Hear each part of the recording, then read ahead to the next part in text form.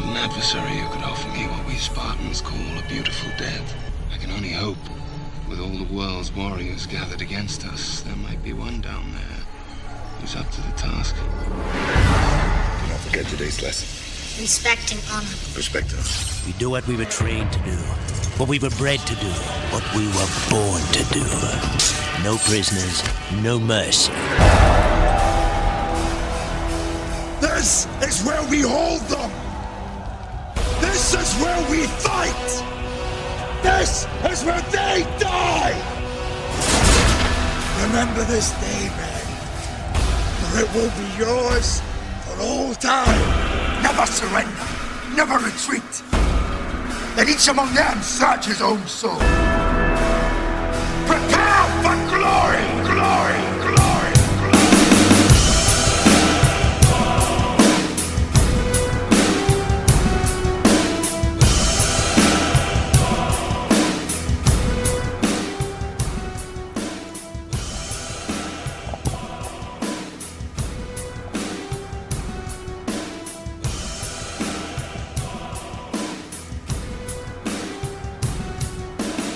Grandmaster Lenches, how do we feel tonight?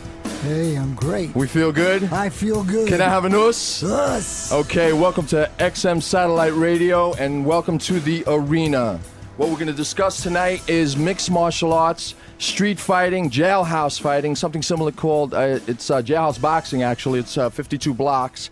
And we have a mixed martial artist coming down. Her name is Tara La Rosa. What I want to do is I want to have fun with this. And the first thing that we have to understand is the martial arts. You know it. I know it. We love it. It's in our blood. It's in our veins. It's something that we grew up with. The first thing I think we need to know is why. Why did we get into the martial arts? Personally, I got my ass kicked a whole bunch of times, and my students are out there right now and they're like, oh my god, he cursed, he's not supposed to curse. Okay, well, this is satellite radio and we're gonna open up a little bit and we need to just break it out. Talk to me, Sensei. How did you get into the martial arts? Well, like we talked about once before, in 1949 I was living in California. It was called Richmond, California. I'm Jewish, and in those days a lot of Jews were going up the ovens, and what had happened is I wasn't considered white or black, so I had to live in an all-black neighborhood called Easter Hill. Anybody in California know Easter Hill? Yay! Anyway, what happened was, going to school in the daytime, the white kids beat me up. Coming home at night, the black kids beat me up. So one day, the white gang grabbed me outside, and with a makeshift meat hook, which is a nail bent through a piece of wood, they hung me on a white picket fence by my thumb, and with my own blood they wrote the word Jew so I wouldn't forget. I haven't.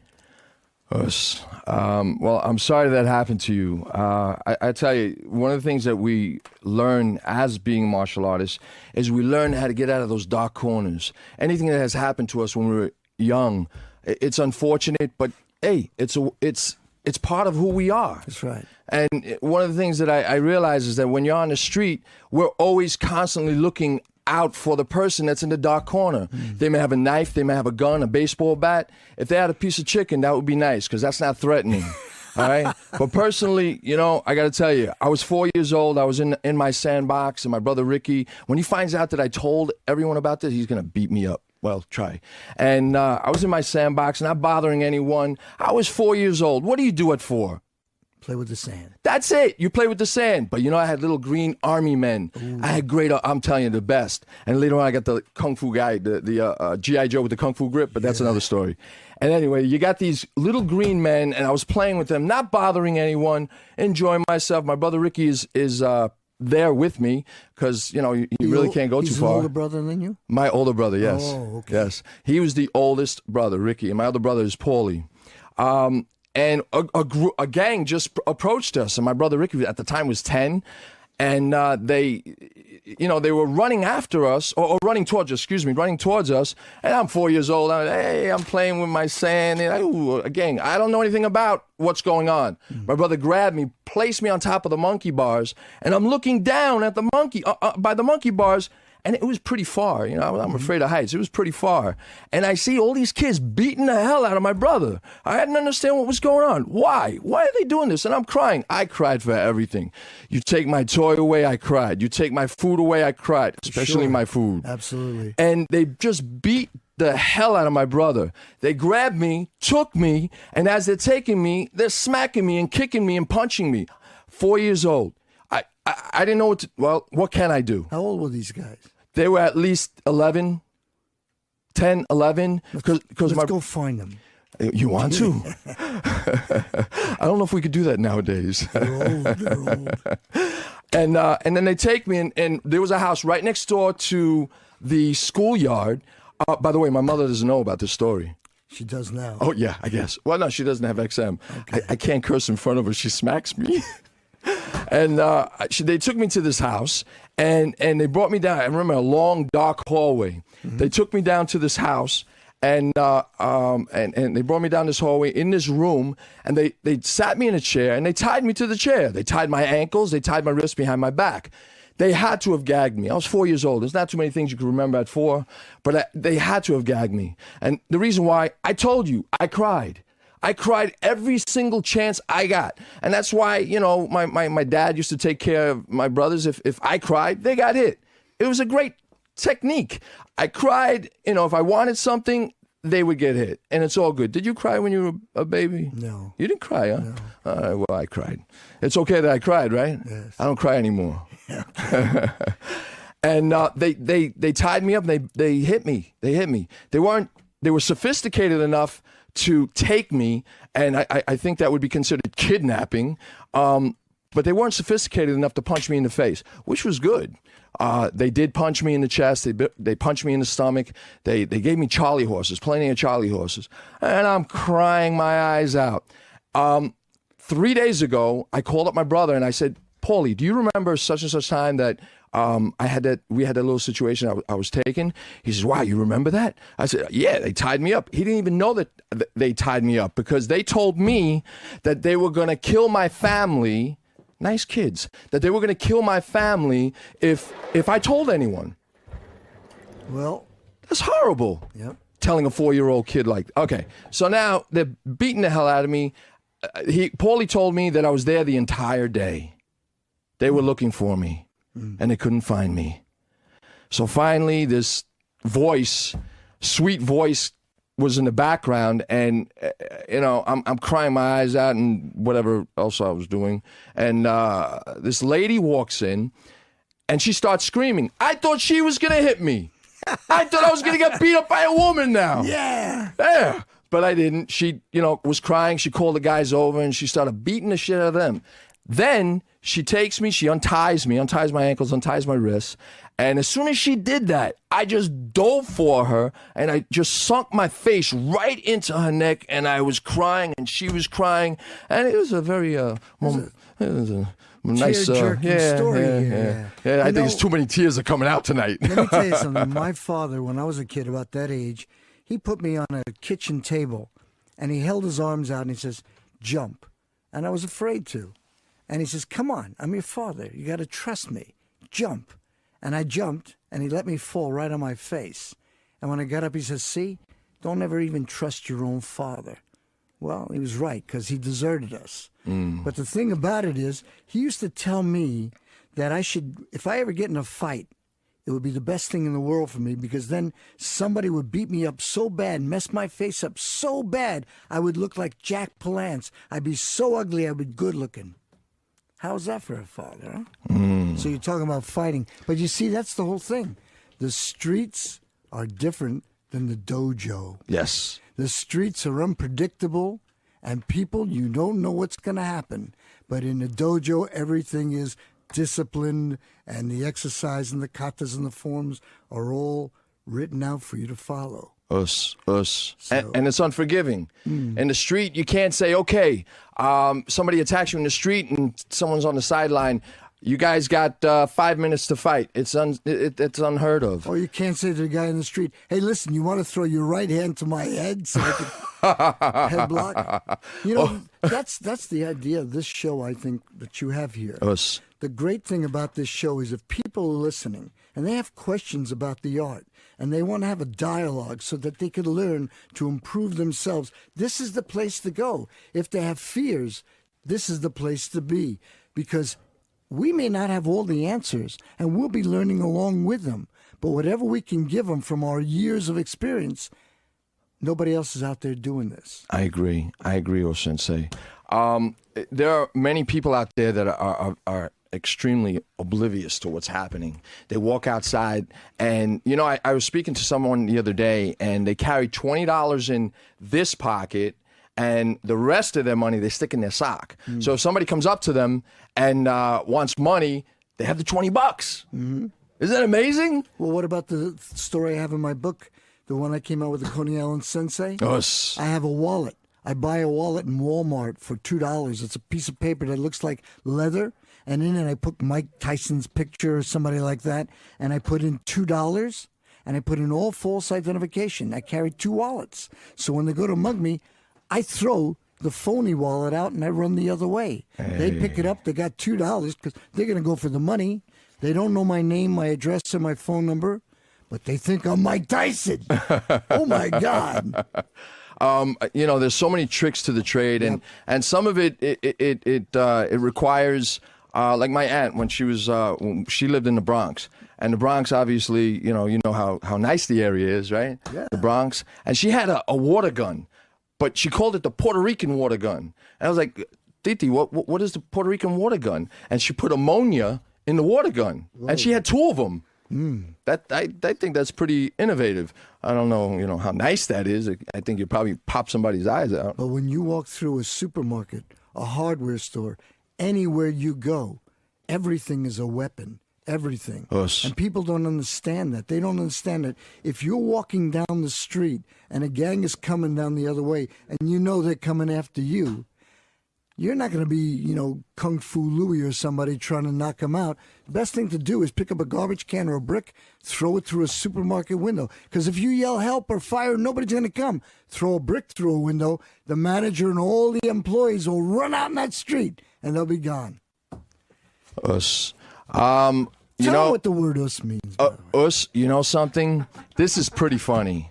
But before I say that, and all due respect, O-Sensei, we have in-house great Grandmaster Aaron Banks. Yes, that's my man. Yeah. Yeah. But, I got to tell you, great Grandmaster Aaron Banks, we really have to do something, because every time I take you out, you never eat with me. And I love food. I associate life with food. And next time we have to go out and have a nice meal. And you have to eat with us, okay? Never a problem. Anything you want. Thank you, sir. That before, Robbie. Thank you, sir. It is an honor. I have to tell everyone, this is an honor for me to be next to great grandmasters and masters as you are. What you really have here is history. I mean, Aaron Banks is history. He's Yes. living history. Are we on now? Yeah, we're on right now. Oh, okay. And Would you like to put the earphones on, sir? Oh, I didn't know that. and You're pretend on you're a Yes. pilot. Hello, this is George Kayada calling. That's a good friend of his. Well, by the way, before we go on, I want to say that on January 20th in Madison Square Garden, Aaron Banks is holding his Hall of Fame, Yes. and everybody is invited to come, and we want to see you fill up the place. Aaron Banks is a gentleman who discovered Chuck Norris. Yes. And at the last situation in Madison Square Garden, Aaron picked up the phone. Chuck was in his private plane with his brother Aaron, and he was there along with Richard Chun and Henry Cho and Rick Lenchis and everybody else. I got to tell you, Opie and Anthony, Jim Norton, these are the guys that I'm with every day, and they're amazing. Martial artists, Sensei, if I attack you right now, what are you going to do? Throw the Coca-Cola bottle at you because I'm starving. Okay, I think this is yours. Yeah. Let me give it to you then. Pass that down, please. If I attack you, immediately you could respond to it, am I correct? You're correct. Exactly. I got to give props to these guys because there's a similarity here that I'm going to talk to you about. Comedians, when you attack them with a joke, and I'm not a comedian, I can never do what they do, but I give them the biggest us ever. Because when you attack them with a joke, they come right back at you. I mean, they hit you hard, and no matter what happens, you can come back again. They're going to hit you again. They're going to come back. And it's just like a ping pong, and they never stop. That's what makes a great comedian. Absolutely. So Yeah. I give props to every single comedian out there. And Well, don't start Aaron because he'll start telling jokes tonight. Sir, you have jokes? No, Rick Lynch is the man with the jokes, really. No, well, the way I look at everything and the way I'm seeing everything right now, it looks like a joke, the things that I see on television, especially the martial arts. And Jackie Chan is a joke as far as I'm concerned. And in fact, he's a clown. He's a total disgrace to the martial arts. And, if you want to talk about truth and all that and get away from, Sir, can I ask you? I don't mean to interrupt you. Yeah. Don't hit me in the head, please. If I interrupt you, you're not going to hit me, are you? Why should I hit you in the head for? Well, if I'm disrespectful, I don't want you to do a spinning hook kick and hit me in the temple. No, not in a sitting position the way I am right now. Okay? You're saying that Jackie Chan is a phony. Talk to me. Why? Why would you say that, sir? Because he never made a black belt. He's an acrobat. He's a stunt man, and he's just, to me, a disgrace to the martial arts. And I hope he hears this here, so he'll know exactly what somebody. See, people don't talk about, and this is the problem we have here. People do not talk about what's real and what's phony, and it's about time, like what you're doing, Master Poe. Is putting on people who know the truth. Man, I've been into martial arts like close to 50 years. Here, Rick Lynch is over here. 58. Yeah, 58 years. I mean, let's talk about truth, man. Let's really bring it out. And I'm glad that you're doing it. And I love you for that, Robert Rivera, Master Poe, because this is what it's all about. Okay, I don't want to take up too much time here, talking about it. But somebody's got to say something about it, especially with the garbage that you see on television with this Ultimate Challenge thing and all that. Yeah, I mean, it is a joke. It is, because it's not real martial arts. They call it martial arts, but it is not martial arts. It's what I call DF. It's called degenerate fighting. And basically, that's what it's all about. True, I am the father of mixed martial arts. 1974 at Madison Square Garden, ABC, Wide World of Sports. They taped it. I had two guys fighting each other, Butch Bell and Kasim Dubar, and these two men fought, and I called it Ketsugo. In Japanese, it means everything goes. Everything goes means that's it. Everything goes. You name it. Kick to the groin, eyes, you name it. And, of course, I had a referee just to check it out that nobody gets hurt. And it went on for 2 rounds we had it. And the game got very dangerous, so I just stopped it. It was 20,000 people in Madison Square Garden, and I stopped it. And the reason why I stopped it, because they put a chokehold on this guy, Butch Bell, Kasim did, and a couple of seconds more, he would have actually ruptured the carotid artery, and he would have absolutely fractured his Trachea. Yeah. He would have done that. And that would have been all over. Yes. So what you're looking at and what you see on TV is not the truth. Well, let me ask you, sir, I have to tell you that I watch the mixed martial arts. And my good buddy out there, Marcelino, he knows all about mixed martial arts, or I should say all the fighters. I don't know too many of the fighters. But I will say that they're in fantastic shape, and they train extremely hard. Absolutely. For that arena. Yeah, I agree with you. I agree that they do, And I respect them. I respect all the fighters. I really do. And I, in some way or another, I am glad that we're talking about this, because the fighters are the ones that are really making it for these people who are putting up the money, but they're making it for them. They're not making it for themselves. It's a glory trip for some of them. And look, I had the greatest fighters in the world: Joe Louis, Chuck Norris. These were my fighters. Mike Stone. I mean, I can go on and on. These people made some money, yeah, but a lot of these people ended up punch drunk, like boxers do. And and I feel bad for them. I really do feel bad for these guys, because are they really getting the money that they're supposed to be getting? Putting their life on the line like that? It's going to happen. It's a death waiting to happen. Remember Count Dante? Yeah, Count Dante from Chicago and all that. Yeah. I don't mean to interrupt you. When I was a little boy, I used to buy magazines. Thor was my favorite superhero. Uh-huh. And I have a hammer at home, by the way. I got to show you. Okay. And in the magazine was Count Dante. And it said, learn the death touch. Right. And become the killer of I don't even remember. I was young. I was like 9 years old reading that. Yep.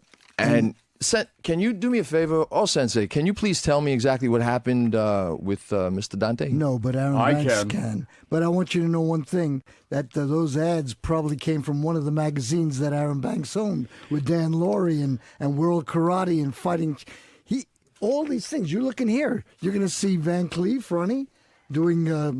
You're going to see the real thing in these magazines. But he wants to know about Count Dante.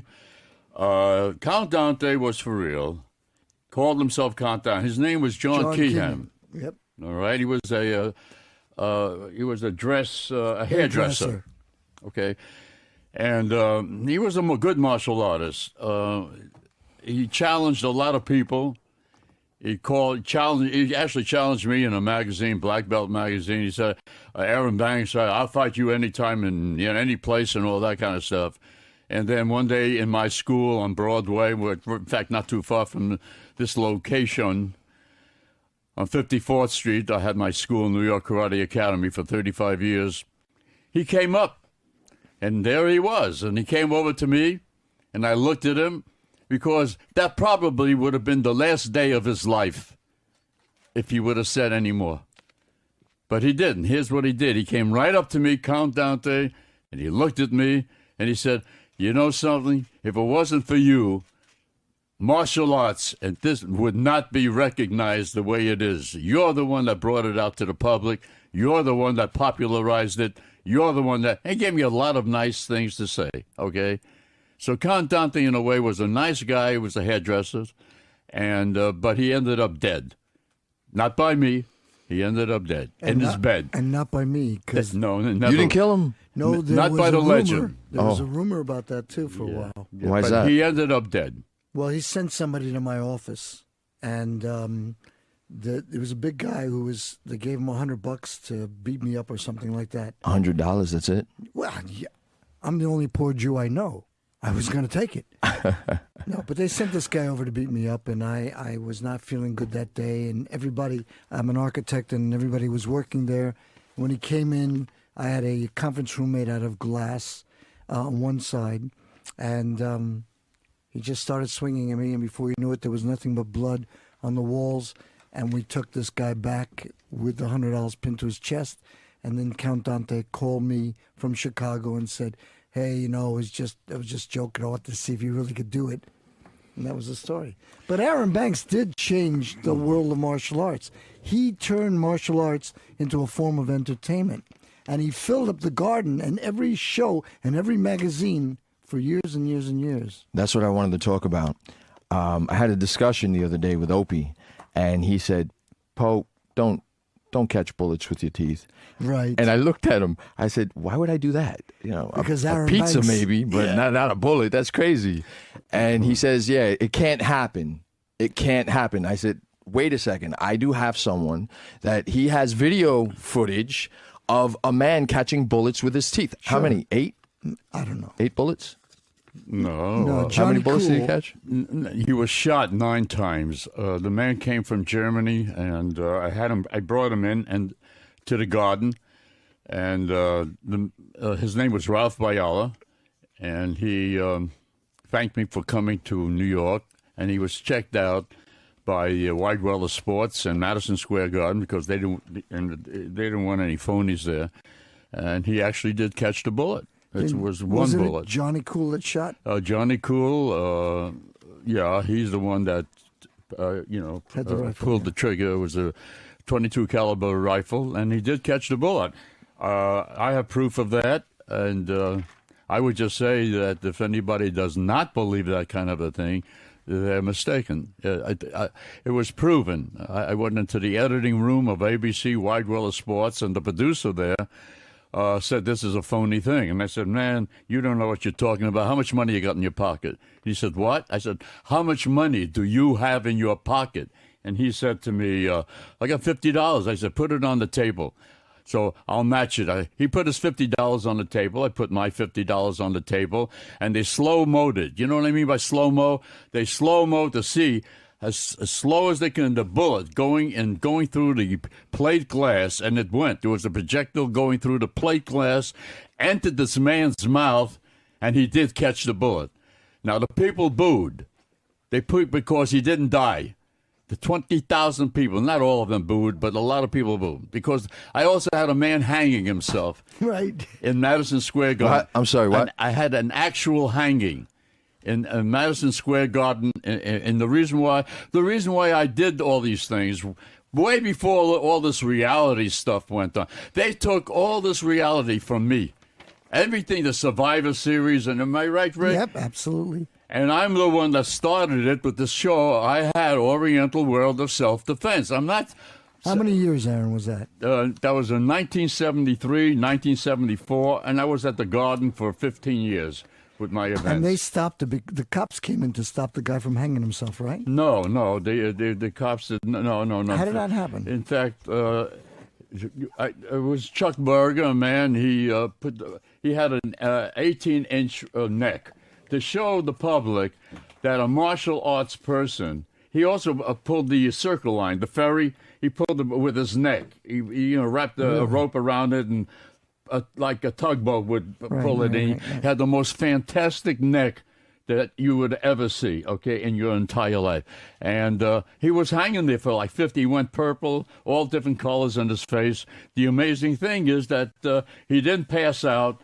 And I said, I was yelling on the microphone because I was announcing the event, cut the man down. They cut him down, and the audience booed? And he still was living, and he still lived, and the audience booed. That's they wanted amazing. to see him die. We have some callers. Before I go to that, we're going to 866-WOW-1-WOW, 866-WOW-1-WOW. We have a caller.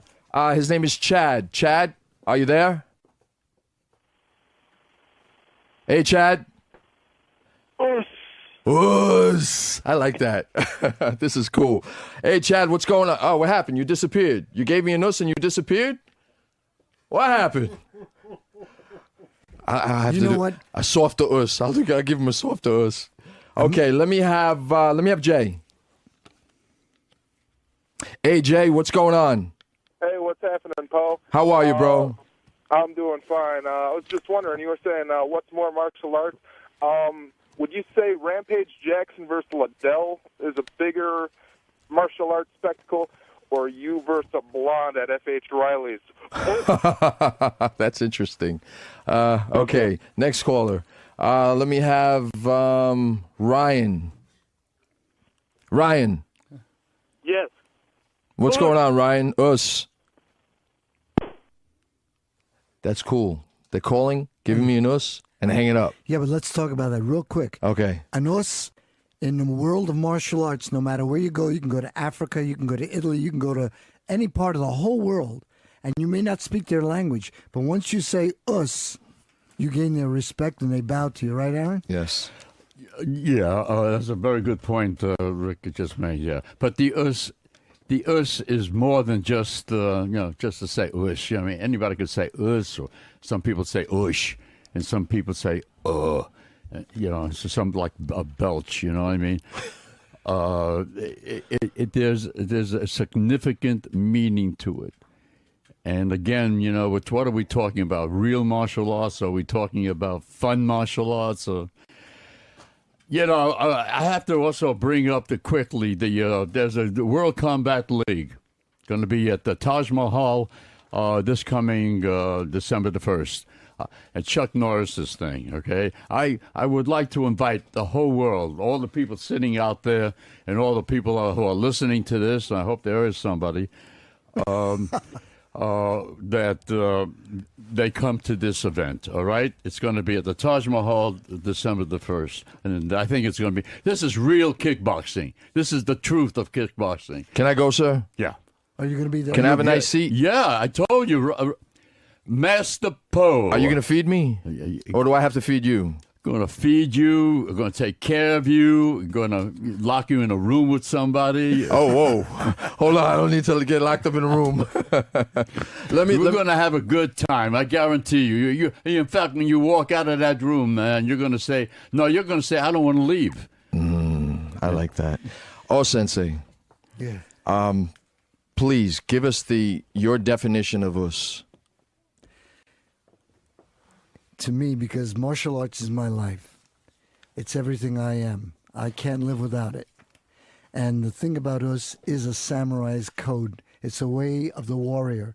When I see somebody and I respect them, I bow to them and they bow to me, no matter how big we are, no matter what we are, race, religion, or where we come from. And anywhere I've been in the world, I will see somebody with a martial arts gi bag and I'll say to them, us. And they will bow and say, us, and I feel I'm home. This is family. That's what it means to me. It's chivalry. It's valor. It's knights of the round table. Yeah. I like that. Yeah. That was fantastic. I got the chills when you said all that. Yeah, you know why you're getting your chills? Yes, sir. Because it's cold in here. Oh. Are you cold? 1 second. Hold on. You cold? Well, this is a radio show. Is that your cape? Talk. Is that the cape you wear? Now you look like a vampire. Edgar Allan. Yeah, I mean, I could have played, but believe me, the drag. I had a lot of parts in motion pictures too, by the way. And yeah, I but let's saw not one. talk about that, okay? Let's go back to what we're talking about, the us again. Again, what you just heard before. Again, the real world, the true world, the only world, and bang, bang, bang, bang. That's what exists. Okay, gentlemen, we're going to take a little break. I hope we're enjoying ourselves. I know I am. Oh, Sensei? See. Great Grandmaster Banks. I wouldn't be here if I wasn't enjoying myself. I mean, of course I'm enjoying myself. Fantastic. What I'd like to say is 866-WOW-1-WOW. 866-WOW-1-WOW. Very few people can be totally ruthless. It isn't easy. It takes more strength than you might believe.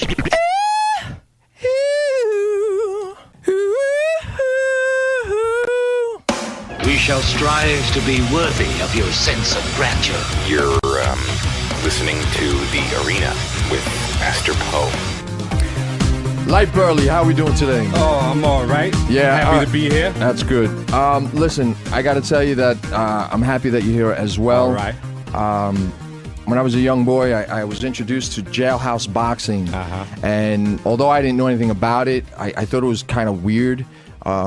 But I had my friend, and he was showing me some things. Unfortunately, he was going down the wrong road all the time. He was always getting into trouble. It's sometimes attached to the wrong road. Yes, absolutely. And one day I had asked him. I said, where exactly does this derive from? I mean, where are you learning this stuff? And he told me in prison.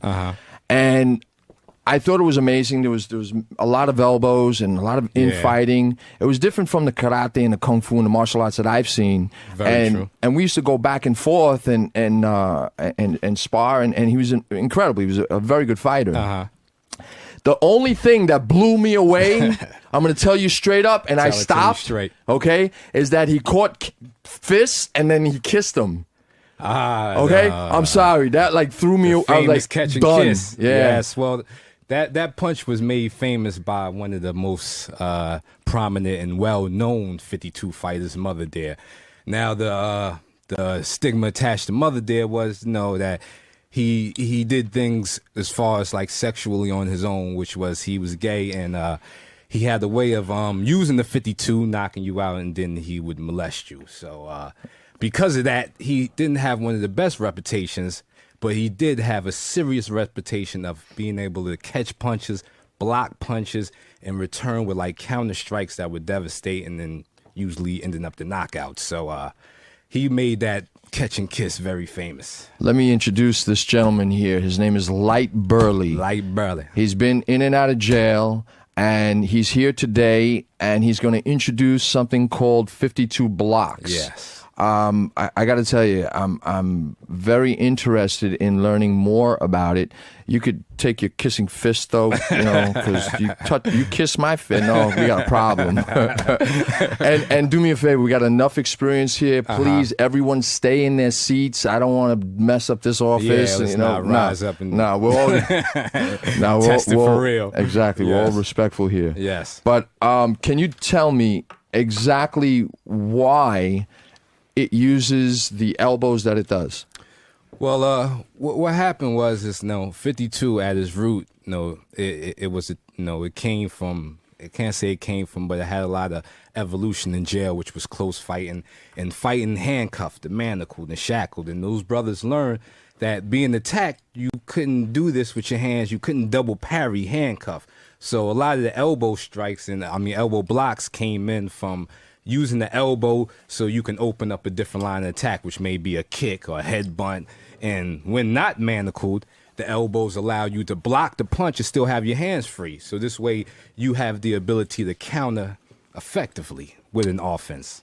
Okay. Because we're looking at defense. 52 is defense, all defense. In nature is all defense. The offense comes from creating an opening to offend, instead of just like throwing punches and praying something sticks. You know what I'm saying? Okay. Sensei, do you have something that you would like to add for this gentleman? Actually, no. What I was thinking of while you were talking, I'm thinking how great this show is really coming together. You got a lot of people out there supporting you. Of course, it's not on TV, but you have a lot of support in the audience. Yes, indeed. And I hope, and you're getting people calling you, and I really hope this show makes it, because everybody has something to learn. You can contribute this 52, and we all can contribute something. We got a lot of history in this room, and this is a very exciting thing, and we need everybody out there to promote this show and keep on calling in and making it happen. That's right, Master Poe. Support it. We have some callers out there. Let's see if I know how to use this. Ooh, mouse, point, click. Let's see if that works. It's not working. Okay, here we go. Hey, Ed, are you out there? Hey, Master Poe. What's up? What's up, Eddie? I'm not sure if you remember me, man. I spoke with you in the XM hallways a week ago with boxing trainer Jimmy Savetic. You said that you were trying to recruit people, and that you'd be willing to come give speeches at he said he owned 6 boxing gyms. I'm not sure if you remember this. Yes, as a matter of fact, I do remember that. Is there any time in the near future that you'll be around the Pittsburgh area, and would you be willing to come give speeches at the boxing gyms? There's a lot of young kids in there trying to learn and basically trying to better themselves through discipline and the art of boxing. I don't see why not. It would be my honor to assist these young warriors. That's definitely something that would be of an interest. Just email me, masterpo at xmradio.com. How's that? Okay, that sounds very good. Thank you very much, Poe. My pleasure, buddy. All right. And we have some more callers. I'd like to take Scott. Bam. Hey, Scott. Master Poe, how you doing, sir? Okay, bro. Hey, I've got to ask you. I mean, I think the show's great, and I'm just happened onto it tonight, looking for replays, and it was a pleasant surprise, and I'm glad that you're doing this. And I hope you have a lot of success. This is something that a lot of people can learn from and learn about martial arts and mixed martial arts. And I think it could be a positive thing. I hope you keep going with this, and I hope you all the best. As a licensed matchmaker in the state of California, working for JG Promotions in California, just wanted to ask if there was ever any interest in you fighting in a mixed martial arts event. Well, this is one of the things that we talk about. And this show, you have sport, you have combat, and you have street fighting. There's many different arenas that we're discussing here. And I got to tell you, I'm used to no rules. You have the warriors overseas that are fighting in Iraq. They're used to no rules. There's no timer on the side. There's no guy that's going to say, stop, hinto, or yame, correct? That's Japanese.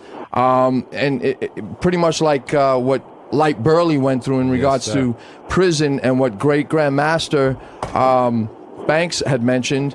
There are so many different arenas in regards to the mixed martial arts. They have rules, and they're incredible martial artists. But these rules, they restrict them. They restrict a fighter.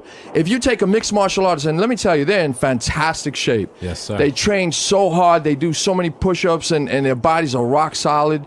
And honestly, at their age, they are okay with it. Within 10, 15 years, Sensei, what's going to happen to their bodies? Let me just say this. I have 18-inch arms, 9 and 9. But what's going to happen to their bodies? They're going to look like me and Aaron. That's what's going to happen. No, what's really going to happen?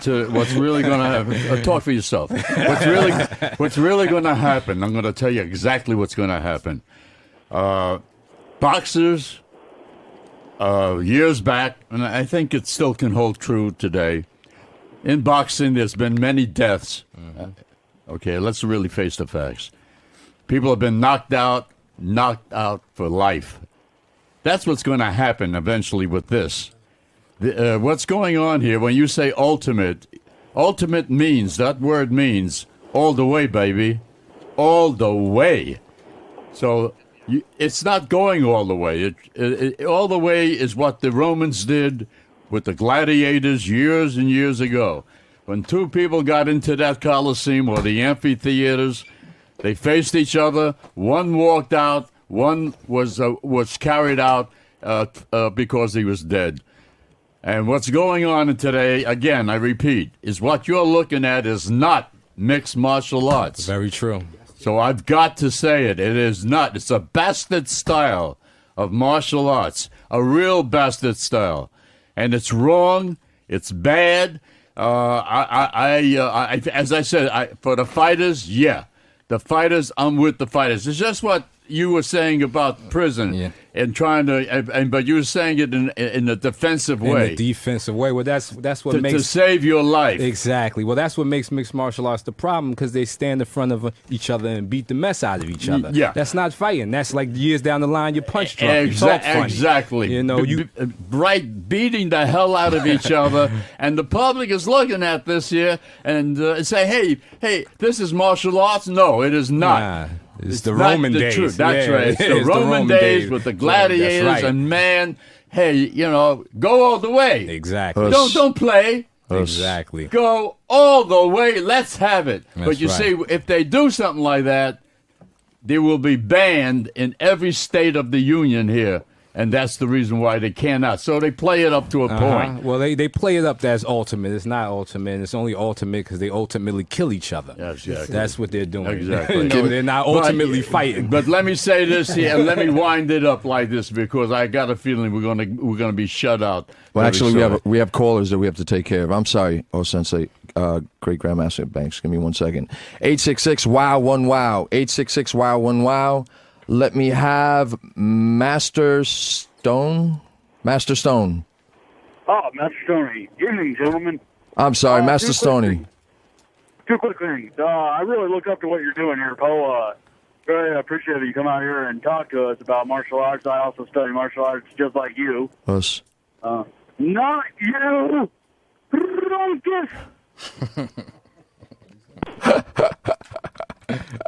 They're part of the O&A crew. It's okay. It's all good. It's like an us. Frunkus is like, when they say frunkus, it's like saying us. Okay.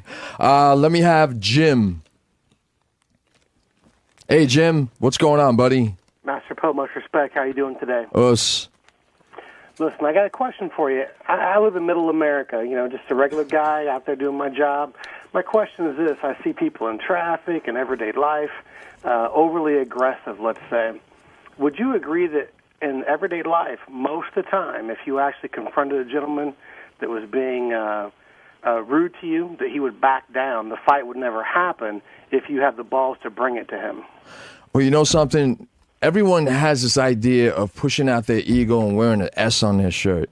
You know, we should all try to handle a situation with respect. If you were brought up with respect and you have the power of the mind, you have the ability to foresee what can happen. You have no idea if that guy has a gun in his pocket, if he has a knife in his pocket, or if he has a gang of 50 guys waiting in his Volkswagen, which that's not going to happen. But what I'm saying is that, you know, there's no reason for us to approach people. First of all, don't ever approach anyone. You don't stay in arm's distance. You stay at least 5 to 10 feet away from someone. Okay. You got to understand something, that it is so scary out there. And if someone cuts you off, hey, no big deal. All right, roll down the window. All right, buddy, have a nice day. Okay, all good. I'm glad you're in a rush to go somewhere. But there's no reason to get out of the car and take a bat to these guys. There's no reason at all. How do you find in yourself that patience to deal with that, though? See, that's the thing. You train in the martial arts, and it gives you that patience because you learn a discipline with the respect that you have of your instructors and your masters and your grandmasters. They give you the patience. They give you the patience because you bleed, you sweat, and you suffer, and you work very, very hard to gain the skills that you need. And it's not overnight, man. It's not overnight. Okay? And you have to understand that. Patience will come. It takes time. Can I jump in here? Correct. Great grandmaster, absolutely. Here, please, all right? Please. It's not that a patience is going to come. Man, somebody's approaching you, and you know this problem, lay them out. What are you going to talk to the man? What are you going to say? Are you from the Salvation Army? Or you going to give him up your money, and the guy's going to say, lay him out. You know that there is a problem. You feel it. You got it in your back. You got it in your dick. No, you got it all over your body. You can feel it. You are to lay him out. Don't play with him and take off. You know, this patience baloney. I mean, I can't take it anymore. I see it and I hear it. You know, somebody said, hey, what if somebody attacks you? I said, well, why don't you kiss him? Kiss the guy. He said, what? Kiss the guy? I said, yeah, maybe he's attacking you for love, huh? Hold on, sir. We have Gary. Hey, Gary, you're out there, buddy? Gary. Yo. Hey, what's going on, Gary? Talk to me. Hey, big us to you. Us. Hey, I'm out here on the road all the time, and some of the truck stops and places I will wind up going to are, they're starting to get really testy, and I'm wanting to get into the martial arts thing, and I'm just wondering where the best way is, best thing for me to get into. And I'll give you a frunkus, and I'll just go ahead and let you give me an answer if you would. I just want to know the best way to go. You want to go out there and you want to find a martial artist, find a martial arts school and research, do the best you can, find out how, where these people learned and what skills they have, and just, find a martial arts school. Just go out there and train. Keep on training. Can I make a suggestion here? We have only 2 minutes left, but don't worry. It'll take 30 seconds. You call me, baby. Hey, my man. You call me. I'll give you a good school. Is that cool? Right. How's that sound? That sounds okay. Great. Can I give him something? Give him something, all right, please. Here's what I want you to do.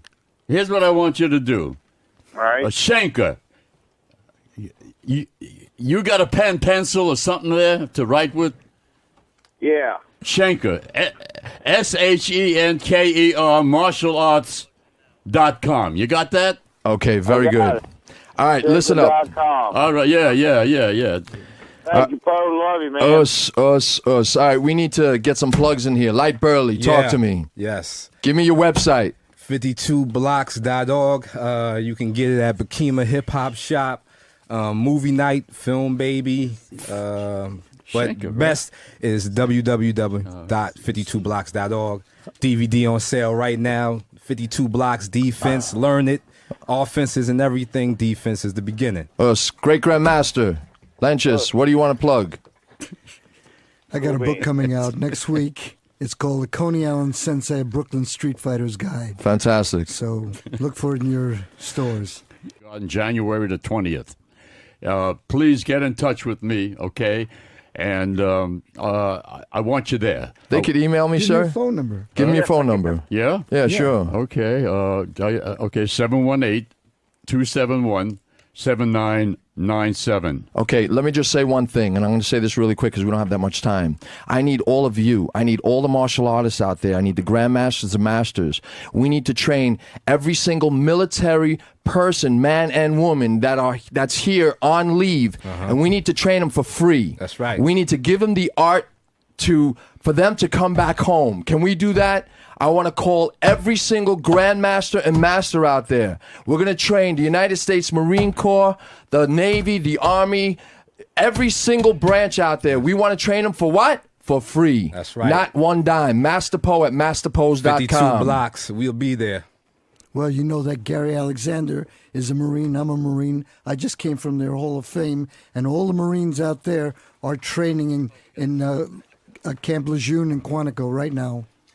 Okay, I have to tell you, do you guys like my haircut, by the way? Oh, my God. Looks good. Looks good. Well, I like it. You like it? I like it. It's military-ish. All right. I got this haircut because in honor of my father, he was in the United States Marine Corps. All right. I was brought up as a Marine. We used to stand at attention and run wherever he called us. We ran to him at attention.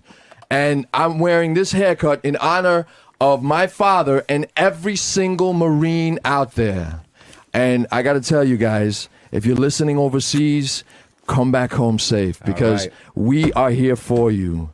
Great Grandmaster Banks, please talk to us. All right, Mr. Poe, I want to say that you have a wonderful program, and I don't go to anybody's programs. I've been invited to all of them, even to the White House. He's selective. So I don't go.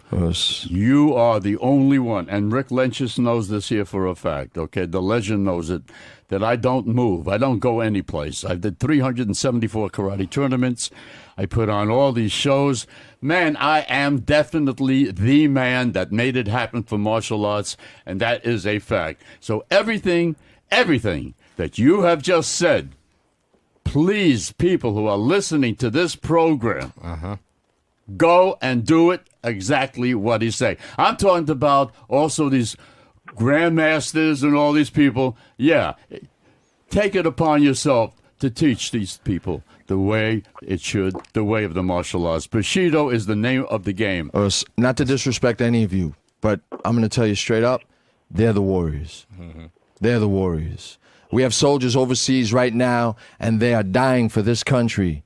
They are the warriors. Oh, Sensei, would you agree with that? I was a Marine for 6 years. So I'm wearing my little cap right now. I know. I like it. I got to thank the Master Post Show because this is the first interview for 52 Blocks. So, we got to thank you from the 52 Block camp for giving us this stage to present our art to the world. And defense is where it's at. And when the people and the military people come home, 52 Blocks will be there for free. DVDs, T-shirts, lessons, whatever's needed. Well, I got to say one more thing. This gentleman over here, Raj, please get on the mic. We don't have that much time. I want to say this real quick. Raj, listen, we could be brothers, we could be friends, we could be pals eating rice and beans, but you're not going to kiss my fist, are you? Raj, listen, we're going to talk right now. Just give me one straight situation in prison. You're there. Give me the hardest of the hard. Talk to me. Hardest of the hard? All right. It was many situations. I remember a guy tried to cut my throat. He was, from a different culture, like an Asian guy. This was back in the days, early 80s, But my instinctive nature was to do the skull and crossbones because it's strictly about defense. Usually, when people are scheming on you, they want to do something to you, or whatever the case may be, they give the telltale signs. And if you're paying attention, and if you're very observant, usually you can catch them before they attack, or upon the initial attack. And that's what I did. I did skull and crossbones, and came with that left hook, and the fight was over because he wasn't expecting that. Well, and right I now took that- the razor and I did what he was supposed to do to me. Ah. You feel me? And this was before new charges was coming out for I assaults see. in prison. Okay, well, I one more thing. Everyone in the world, they don't know what skull and crossbones is. It sounds like a meal. I'm hungry right now. Everything you say is going to sound like food. I'm going to tell you right now, go to 52blocks.com, Masterpo at masterpose.com. You need to buy Grandmaster Lench's books because they are amazing. I've read them. They're incredible. And Great Grandmaster Banks, you have no idea how much of an honor this is. I will go to your Hall of Fame as long as you feed me. Are you going to feed me, sir? You're going to pay, baby. All right, guys, we're going to wrap it up. I have to say that this has been an honor. Not only an honor because I have my friend, Great Grandmaster Lench's here and Great Grandmaster Banks, but I got my buddies. I got new friends. Okay. Us. It's over, Johnny. This concludes the Saturday Night Virus. Tune in next week for a live Uninformed with Bill Burr and Joe DeRosa. And it's all happening right here on XM 202 The Virus at 9 p.m. Eastern, 6 p.m. Western. From 9 p.m. Eastern to midnight. 9 p.m. to midnight Eastern Time on XM 202 The Virus. The Virus. This is the Decade of Dominance All Request Show. Can you believe this? Call in to request your favorite moment over the last 10 years of satellite radio glory. I've never seen anything like this. 1-866-385-4631. When Jenny was crying over Roger Ebert's inability to talk like a blubbering idiot. Roger Ebert. I don't even want to wait. I want to get right into this Roger Ebert thing. Silly Roger Ebert. Roger Ebert. From The Cursed Show. What was it called? What was their little show called? At the movies? At the movies, yeah. With Roger and Siskel and Ebert. Siskel and Ebert. Oncologist. Here they come. It's fucking. Here come the jokes. Oh, both of them. Oh, man. Both of them. What did he have? He had the brain cancer, and Roger had. Well, I say had because we're looking at a dead guy, basically. Even though he's cancer-free, but he had thyroid cancer. Terrible. And we heard the rumors over the years, and he had to step away because he lost his voice. And well, the thyroid cancer ended up taking his lower jaw, which includes obviously his teeth, his tongue, his voice box, and other stuff that he's probably not really revealing. He wears a big, huge turtleneck to cover up a world of hurt. And they reconstructed I don't know, I guess they kept the skin. They just kind of they just ice cream scooped everything out of his lower jaw. Fuck. So the skin's kind of there. Look at him. Oh, the skin is there, and the lower lip is there. And pictures of Roger Ebert started surfacing a little while ago, but man, he has come back out of hiding, and he was on Oprah yesterday, and I don't know, man. He doesn't it was fascinating. He doesn't even look like to say the least. No, he doesn't look like the guy. Roger at all. Wow. And he was on Oprah, so they showed him. They showed how he's living now with his wife of 18 years, and they went into how he communicates, and then they got his Oscar picks, by the way, which was kind of strange. Oh, great! But his home, the weird thing about Roger Ebert, I don't even know where to go with this. There's so much. His mouth just hangs open, completely wide open because he doesn't have any muscles or anything. And he's got the upper teeth. It looks like he's constantly got a big shit-eating grin on. Yeah. Like Oh, let's hear him. No, I don't, because I didn't realize at the time they were... All right, that's good. Oh, my God, that's how he's got to talk now, the Stephen Hawking He's a thing. MacBook Pro. And he's just smiling the whole time because that's what it looks like. Like it's... oh, God, there is no God. Sam pulled the audio, but I think this segment's only 10 minutes. We should run through the whole damn thing. This Oprah show yesterday was just... Holy shit. You want to run through the whole thing? instead of just a few clips? Well, we'll run through it and stop when need be, I gather. All right. Because they explained the whole story of Roger Ebert. I mean, everybody was talking about this Roger Ebert thing yesterday. He looks better now than he did last time I saw him, though. I'll say that. Like he looks bad, but his surgeries, he looks a lot better now than he did, say, a year or two ago. Last time I saw his Can picture. they put something in there? Like what? Jawbone of an ass or something? He has just giant teeth. I'm using it.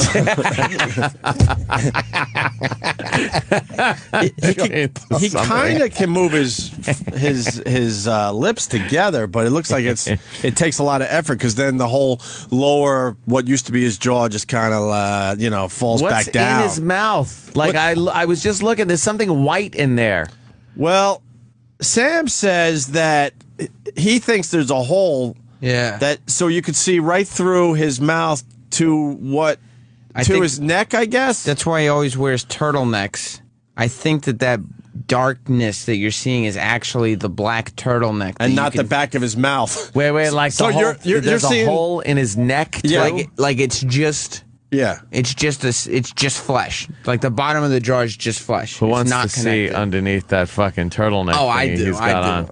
The turtleneck is all the way God up. only. It's pulled up to the corners of his mouth. So when he opens his mouth, you see black, but what you're actually seeing is more turtleneck through his mouth. He is a Batman villain. He's like a fucking Batman villain. Someone on Twitter said he looks like a piece of chewed bubblegum. Oh. But it's.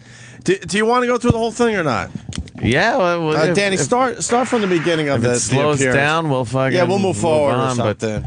I like how they set the place up like a little movie theater. They got a popcorn thing, and like they're not acknowledging the fact that this guy is fucked up.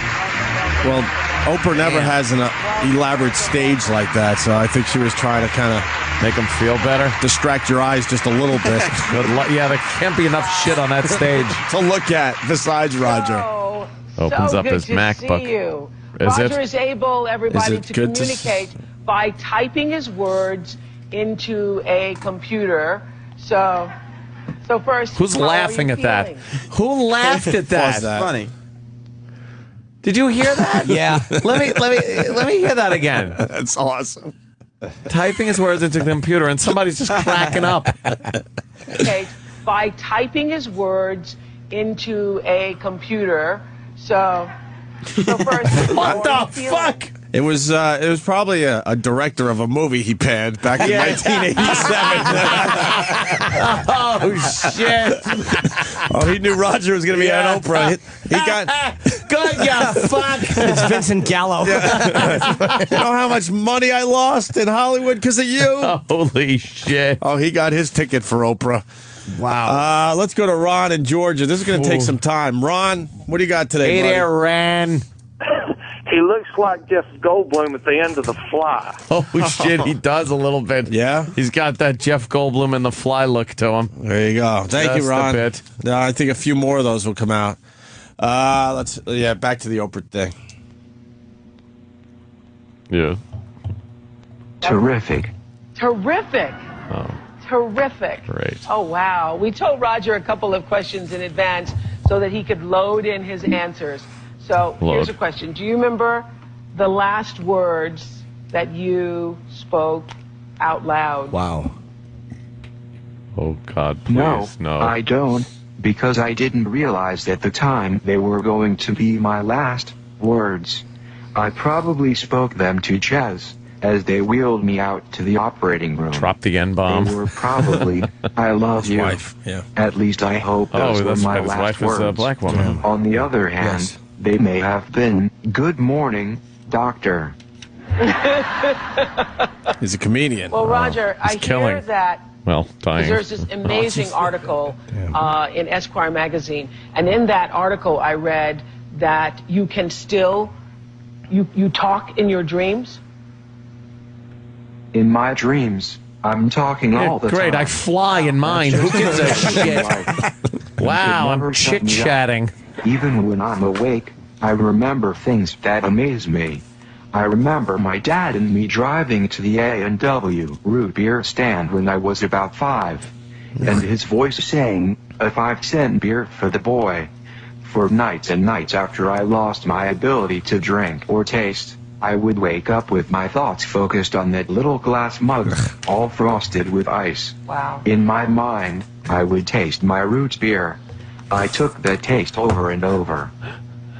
Wow, that's beautiful. That's a beautiful story. So tell us what your brother-in-law said about that memory. My brother-in-law Johnny Hamill and his wife Eunice often came to visit at the Rehabilitation Institute. One day I told them that story. I said I was totally fixated on root beer. I could smell it, taste it, and feel it. I told them I had remembered that day with my father for the first time in 60 years. Johnny asked me if I'd ever thought about it since. No, I said, not even once. Johnny told me, it might be that when the Lord took away your drinking, he gave you back that memory. Oh, see. Love that story. Don't Very you love spiritual. that story? When the Very Lord took spiritual away people. your drink, he gave you back that memory. So it said the Lord took away his ability to taste, but brought back a memory of how great it was. Drinking root beer. Wow. Yeah, what a great God. He's a wonderful God, isn't he? Thanks. The whole time I was thinking about that. It's obviously real popcorn she has, probably freshly popped, and he's just sitting there smelling delicious it, popcorn, remembering what it was like to pop it in his mouth before it fell out his neck. Holy shit! They should make him into a popcorn machine. They could just pop the corn and it comes flying out his neck or something. Oh, the poor gentleman. Well, Lurch in New Jersey, Roger Ebert's last words were, "Fuck me." Yeah. This sucks. Is that unbelievable, though? And it's weird when he's answering the questions or the computer's answering the question that Oprah asked. He's like being very theatrical and and like moving his eyes and his hands and trying to like smile and look at the audience. He's putting in physical inflections to the voice that's coming out of the computer. Like Stephen Hawking just sits there in the chair. He can't move. Like he can move. So he's using his hands and he's tilting his head and looking around as, you know, as his voice is going over the computer. He's just trying to talk like it's in his stomach or whatever, and he just can't make. Who thought Gene Siskel was the guy that got like the better part of the deal by having his brain rot away?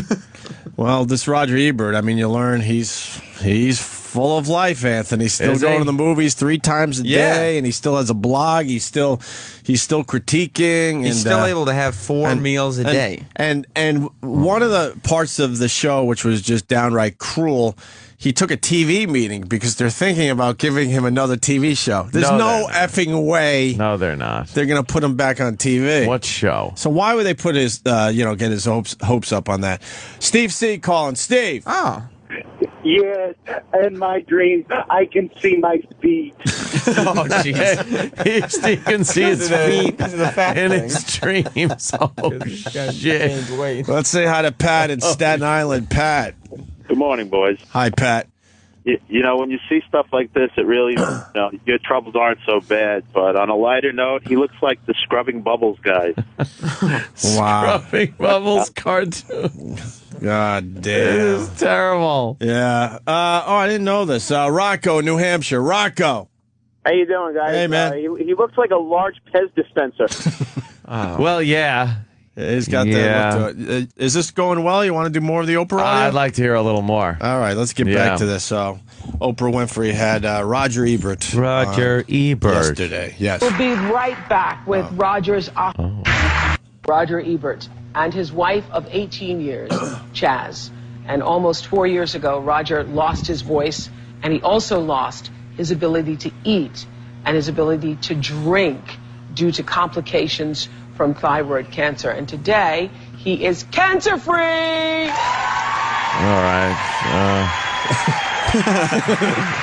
Great. And they're both praying, so... That's like losing your legs and saying he can't get athlete's foot. Computerized voice, but he is also working Lemonade. with a cutting-edge technology company in Scotland This is to help really, him use really his cool. actual voice. And we were with him as he tested out the new software. Look at this. This is amazing. I haven't heard his voice since July 1st, 2006. And I hope and I pray that it's everything you want it to be. See, it's the turtleneck. It won't be me, but it will cheer me up. Okay, all right. You'll know it's a computer, but one that sounds like me. A company in Scotland is using hours of Roger's past movie commentaries to allow him to speak again in his own voice. Want to hear the new voice? Okay. This is the first version of my computer voice. It's what they call the beta. It still needs improvement, but at least it sounds like me when I type anything. This voice will speak whatever I type when I read something. It will read in my voice. But I have got to say, in first grade, they said I talked too much, and now I still can. Ooh. Well, that's pretty amazing, though. You know, Isn't that amazing technology? But it's just because of the job he had. Like, who goes around recording everything you say? Exactly. Just so happened he had said a lot of shit over the years. Yeah, they're giving hope to other people that, well, there's no audio of them anywhere. So you got like fucking a few minutes on your answering machine. That's all you can use. Leave a message after the beep. That's all you can say. Yeah, but Roger's lucky he has, what, hundreds and hundreds and thousands of hours of... You all right? I was miserable. I had to leave. What happened? Oh, Jimmy. Did you get upset? About what? Jimmy. Jimmy's crying. He's just upset about the whole Roger Ebert thing. Really? Oh, that's... Jeez. Jimmy's emotional today. Oh, my God. It's Jimmy Fez. Wait, is this real? Yeah. I never know with you. No, he can't act this good. I've seen him. Jimmy's eyes are completely red, and he's tearing up. It's upsetting. It is upsetting. What got to you? I didn't know why you left. I'm like, what happened to Jimmy? I thought I was done. Wow. Early in the morning, I'm really bad with this shit. I can't do it. Really? Yeah. With me, it's when I leave the show. I get a Wait, you next can't do truck what? and I'm just a like wreck. The horrible stuff? Yeah, I'm fucking, like, the first 2 hours I'm awake. If I ever have to do, like, sad shit, like, I mean, I'm fine. It's just, I'm like this early in the morning. I can't. I've never seen you like this in all these years. Do you want to talk about it? Gee, emotion on this show? Fuck. Who sees this? Wow. What got to you? It's just, what got to... No, I mean, obviously this is pretty tough stuff, but I want to know what was the thing that just set him off? I don't know. Please don't say my horrible joke. No, your joke was fucking beautiful. Yeah, you were laughing at it was funny. Anthony's joke. I had a tough time watching this yesterday, too, and I was thinking to myself, how are we even going to handle this on our show? Because obviously the jokes are going to come. You have to, in a way. But also, you just think of what this guy went through, and I can't even imagine. Do you share an agent or something? Yeah, I heard he liked Lucky Lou. He was going to talk about it. I've never seen Jimmy like this. I don't even know what to do. No, I don't mean to make it awkward. That's why I just left. Because it was just like, oh, fuck. Wow. I can't handle stuff early. Yeah, early, huh? The first couple hours I'm up. It's just I'm like a fucking... After a certain time, I'm really weird the first couple hours I'm awake. I've always been like that. Like, emotionally, I'm like fucking weird. Right. I guess we never... have we never hit on like a really... Ugh. This is a sad story. No, I mean, obviously, you remember the guy the way he was and all this shit. We've hit on some UGG stuff like this in the morning. Yeah. What do you think? The freaking lady that got her face ripped off by the monkey. That's just as bad as this. Well, I don't think it's as personal. We weren't personally invested in that woman. Oh, so you just remember? This is kind of like... We kind of grew up watching Siskel and Ebert, and to see him like that is a little, yeah. People are saying bravo, Jimmy. I'm telling you, I've known Jimmy a really long time. I wasn't sure at first because I've never seen this from Jimmy before. Steve from Bayshore. Jimmy feels terrible for any person who has to live without a chin. Steve. No, I don't object to making fun of it. I really don't. I'm not saying that. I'm not trying to be. Well, but we're also looking at this in amazement because did you hear his computer voice? It was awful. Yeah. What he said to us. Yeah. I don't even know what to do. No, it's just, it's sad. I'm sad that Jimmy's sad. I don't care about Roger Ebert. I'm just sad Jimmy's sad. I think we should all just have a good Makes cry. Me sad. It was just the whole thing, Jimmy, or when you just thinking of how he used to be, or to not be able to speak. If this is a new tack to get chicks, I swear to fucking God. No, this red eyes never get your pussy. No? Get you a kiss on the head, yeah. Kiss on the it's head, not sexy. exactly. Okay, he gets you a blowjob. Oh, wait a minute. Kiss on the turtleneck. Kenny happened to come in, and then all of a sudden you left. So I'm like, all right, maybe Kenny had to ask you something. No. And I saw you marching down the hall. I'm like, what the hell happened? No, because Oprah's a good interviewer. When she asked him what was the last thing you ever said, it was like, oh, that was it. Yeah, you kind of when you start thinking about like what that could be. Yeah, his A&W dream was like, oh, fuck this. I'm gonna go sit on the toilet. And then it passed, and I was like, all right, fine. I know how I am in the morning. I'm fucked up in the morning. I can't. Oh yeah, I'm awful. More emotional in the morning than. I mean, literally, weird. yeah, a lot more. What is that? Like, what time does it kick in that you can be a complete scumbag? I don't know. But like, if I'm listening, a lot of times when I'm driving in, coming to the show, listening to music. If it's sad, I'll cry. I mean, I'm weird. We never knew this. No, we've been with you for fucking all those years. I always thought he just got more jizz in his eye, jacking off. That. Yeah, I've always been like that early, really early. I'm like fucking, and again, honestly, we've done more horrific stories than this. Yeah, we made fun of a lot worse stuff than this. This is on par with a lot of things we've done in the past. That's why I got. It was really literally confused. 10 after 6. And he's saying he had an A&W root beer dream with his father. Like, ugh. Yeah. Well, yeah, that was a little fucking harsh. I think everyone wakes up a little vulnerable. I feel like vulnerable when I first wake up, and then you get mentally strong within like an hour or two, and then you're good for the day. When you walk around your house, and you just feel very, very different. But not to the extent of Jimmy. That's what. What is this based on? Does this go way back in your life? No, I don't know why that is. I always thought if I ever had to do sad acting scenes, I would have to do them early. Like, if I ever did them early, I could probably do them well. You'd win a fucking Oscar. But I've always thought that. Like, if I ever had to do any kind of scene like that, very, very early for me would be fine. I don't know why I'm like that, but I've always been able to, whatever. Conjure up the emotion. Yeah, just, oh. Well, we got to do the rest of the audio. Of course you do. I would never want you not to. Oh, geez. But to not be able to talk, like, there's no greater curse. Yeah, that's it's a comic. That's radio.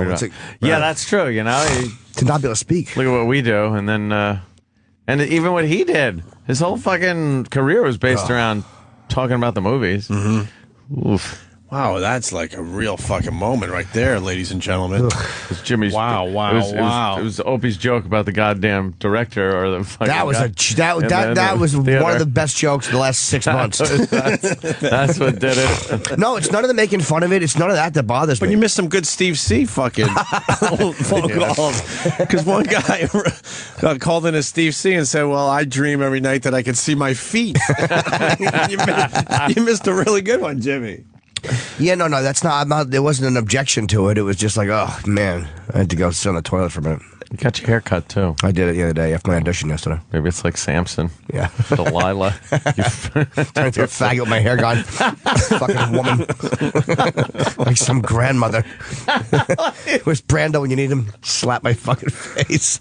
I felt like I was looking at a little. I felt like I was looking at a little kid when Jimmy came back in. I thought I was gonna have to hug him or something. No, I was fine. And then after a couple of minutes, when I came back in, I was like, oh fuck, it's still like because it was fine. Then I came back in. I didn't care. People know I'm not ashamed or like, oh my god, I cried. I feel terrible. I could care less.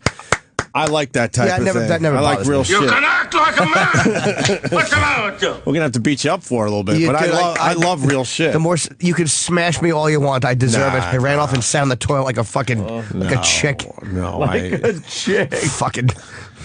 No. Well, I don't think anyone would do that to you, Jimmy. I hope not. I hope the guys wouldn't give me a ribbing. Hey, Chris in East Meadow, what's up? Yeah, I want to say, Jimmy, you're a fag. Oh my God! What an asshole! I deserve it. As much shit as I talk. Oh God! Every listener should just fucking dip their hand in something and smack my face. I kind of like when we show we're human beings. Oh, it just again an hour later, it would have been like any other bit. If it was like that every day, then there might be a problem. I mean, come on. Yeah, we've covered a lot worse stuff than that. This is just This doesn't bother me as much as the monkey attack, but I think this bothers. I think this bothers nothing. Wow, man, she had nothing. She had her eyes and her hands. I never saw what she looked like or sounded like beforehand, so I didn't really give a shit. Well, I mean, if this is like sad and stuff, but I'm just like, eh. But if you saw the whole Oprah piece, they show him at home and stuff, and he's like, he is fucking full of life, man. Yeah. He is living his life. And I try to put myself in that position. Would I be as happy as Roger is? And the answer would have to be no. It would have to be no. Life is fucking shitty, is what it is. But so you look at this crap and you're like, all right, it's sad and everything, but you know what? The next day you could be fucking that guy. Mm-hmm. So what are you gonna do? You just gotta live your life. What are you gonna do? But at home, we're all doomed. At home, there's some cruel things that go on because his wife still, if you saw her on Oprah, she certainly enjoys eating still, and she eats out of sight of Roger because it's too depressing. So she goes, well, I have my. What did she call it? I have my meal downstairs, and Roger eats his lunch upstairs. And they show... What's Roger's lunch? Well, they show her lunch, which was a massive plate of food. It's like, why don't you not rub it in? Yeah. And then Roger's upstairs, and he refuses to show how he eats, but they said some kind of gravity... They called it some kind of gravity dripping machine. It's like an IV type thing. Like it's obviously in a bag. Yeah, but they didn't say IV. No. That's what's weird. So I think it's some... Maybe it goes directly into his throat. Right into his stomach. Or his stomach. Right, maybe he maybe he has to hook something right up. Okay, because that's why the turtleneck is probably there. Right, because I'm thinking, why wouldn't they just say IV? They say a gravity dripping something. I bet you Sam's right. I bet you they hook it right up to some tube that goes right into his stomach. They had they said he does new it shit for him. 4 times a day. 4 times a day. Yep. 4 squares. And then sometimes Roger wants to watch his wife eat his favorite foods that he can't enjoy. Sorry, Jimmy. No, it's fine. It's awful. That he can't enjoy anymore. And he sits there and kind of like, what does he do with his hands? Like he makes grabby motions. Like he makes grabby motions while she's just chomping away on his favorite foods. That's a little weird. Yeah. That's a little creepy. Just trying to enjoy her food. All right. Got a wrecker vibe. Fucking hole in his face. Thanks for spoiling everything. Let's go to Scott in Wisconsin. Scott. Hey, morning, boys. Morning. You know, Norton, you bastard, when you come back tearing up, I realized what was going on, and I started fucking tearing up. Aww. Thank you. I felt so sorry for that poor little chinless bastard crying. Wow. That was miserable. Aww. That's... Punch it out, boys. And you did that as a kid? What? Cry early in the morning? No, meaning like even now, if I'm going to, a lot of times it's early in the morning. I'm not prepared. My defenses aren't ready yet, or I'm not. What that is? It just I don't know. It's raw. Chemical based. I don't know. So you obviously avoid sad stuff in the morning. Yes and no. I mean, if you know this comes on this show and it's pretty sad. Well, usually. I wanted to just jump right into this. I mean, usually we do keep it light for the first hour. We just kind of hang out and try to figure shit out and find our way. But this Roger thing everyone's talking about, I'm like, we got to jump right in on this one. I've read sad stories in the paper or whatever where I'm like, oh, fuck. But, whatever. You're able to control it. Yeah. But that was just the audio, her questions. It was like, ugh, how shitty. That Oprah. Oh, yeah. Oh, she really knows how to get to the fucking bottom of the situation. You can tug on some heartstrings. They're good questions, though. Yeah. Last thing you ever said. The phones are lit. We should go from top to bottom, and then we'll get back into the audio. Jimmy in Jersey. What's going on, O&A? Hey. Happy birthday, crybaby. Oh, God, would you leave him alone? I ruined my birthday party by crying. God. I wanted a pony, and I got fucking thyroid cancer. It's Roger Ebert, and he'll cry if he wants to.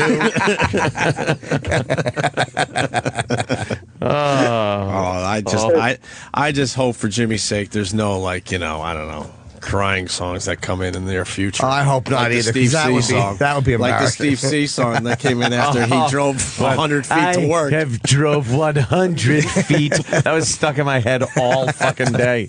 I was just humming that one. Jimmy, go ahead. It was anything? Yeah. Does this officially make Jimmy the whole of the show? Oh, guys. Oh, now. Guys, we can't play the Oprah audio. Matt in Connecticut. Hey, boys, for me, the sad part is that he spent his entire talking life being silent, stuck in a box away from his family, and now he just wants to enjoy his life and he can't even speak. Yeah, he spent a lot of hours in those movie theaters not talking. Oh, true, yeah. Shh. He was probably shushed. Maybe the shush brought on the... Or he was shushing people, like trying to... And then it just comes back around to him and bites him in the ass. Karma got him. Shh. Shh. And now he's like, he's the shush guy. I can't talk. He's the poster child for shh. Opens up his laptop. He's got shh on it. Let's go to Jerry in Cleveland. Jerry. Hey, what's up? He reminds me of Darth Vader without the helmet on. All right. Yeah, he's a mess. A little bit. Little bit. This is, I guess, what Ronnie goes through every day. Wow. Oh, it's awful. Okay. Well, some good questions coming in. Let's say hi to Scott in Tampa. Scott. God, he does. Hey, Jimmy, was it a heavy flow day today? You couldn't get that tampon in all the way? Oh, dude, believe me, I really am a fucking... It's my hormones. I can't help myself. No, sometimes I'm cranky. I have hot flashes. No one. What a There's just twat. no sympathy. There shouldn't be any. I wouldn't give you any. I should be getting a beating. Oh. Let's go to Larry King in Knoxville. Larry. Roger, hey, where were your groceries while you were being raped? All right, good. There's there's a nice bomb. Wow. Oh, you were in surgery. Oh, okay, never mind. Oh, and then he tried. What was that? Let's go to Matt in Ohio. Matt. Yeah, I was wondering if we're going to have a gymatorial later. Gymatorial. Stay tuned. More Decade of Dominance to come. We'll be right back.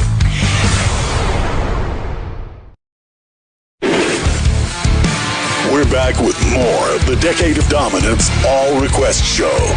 Call 1-866-385-4631 to request your favorite moment. We should play more of the Oprah audio. Yeah, that was fucking... Now we're scared to play it. Not play it. Where were we? He just debuted. Could you back up slightly, Danny? Oh, no, I think he talked about his new vocal voice thing. He debuted his new voice. That uses all of his clips.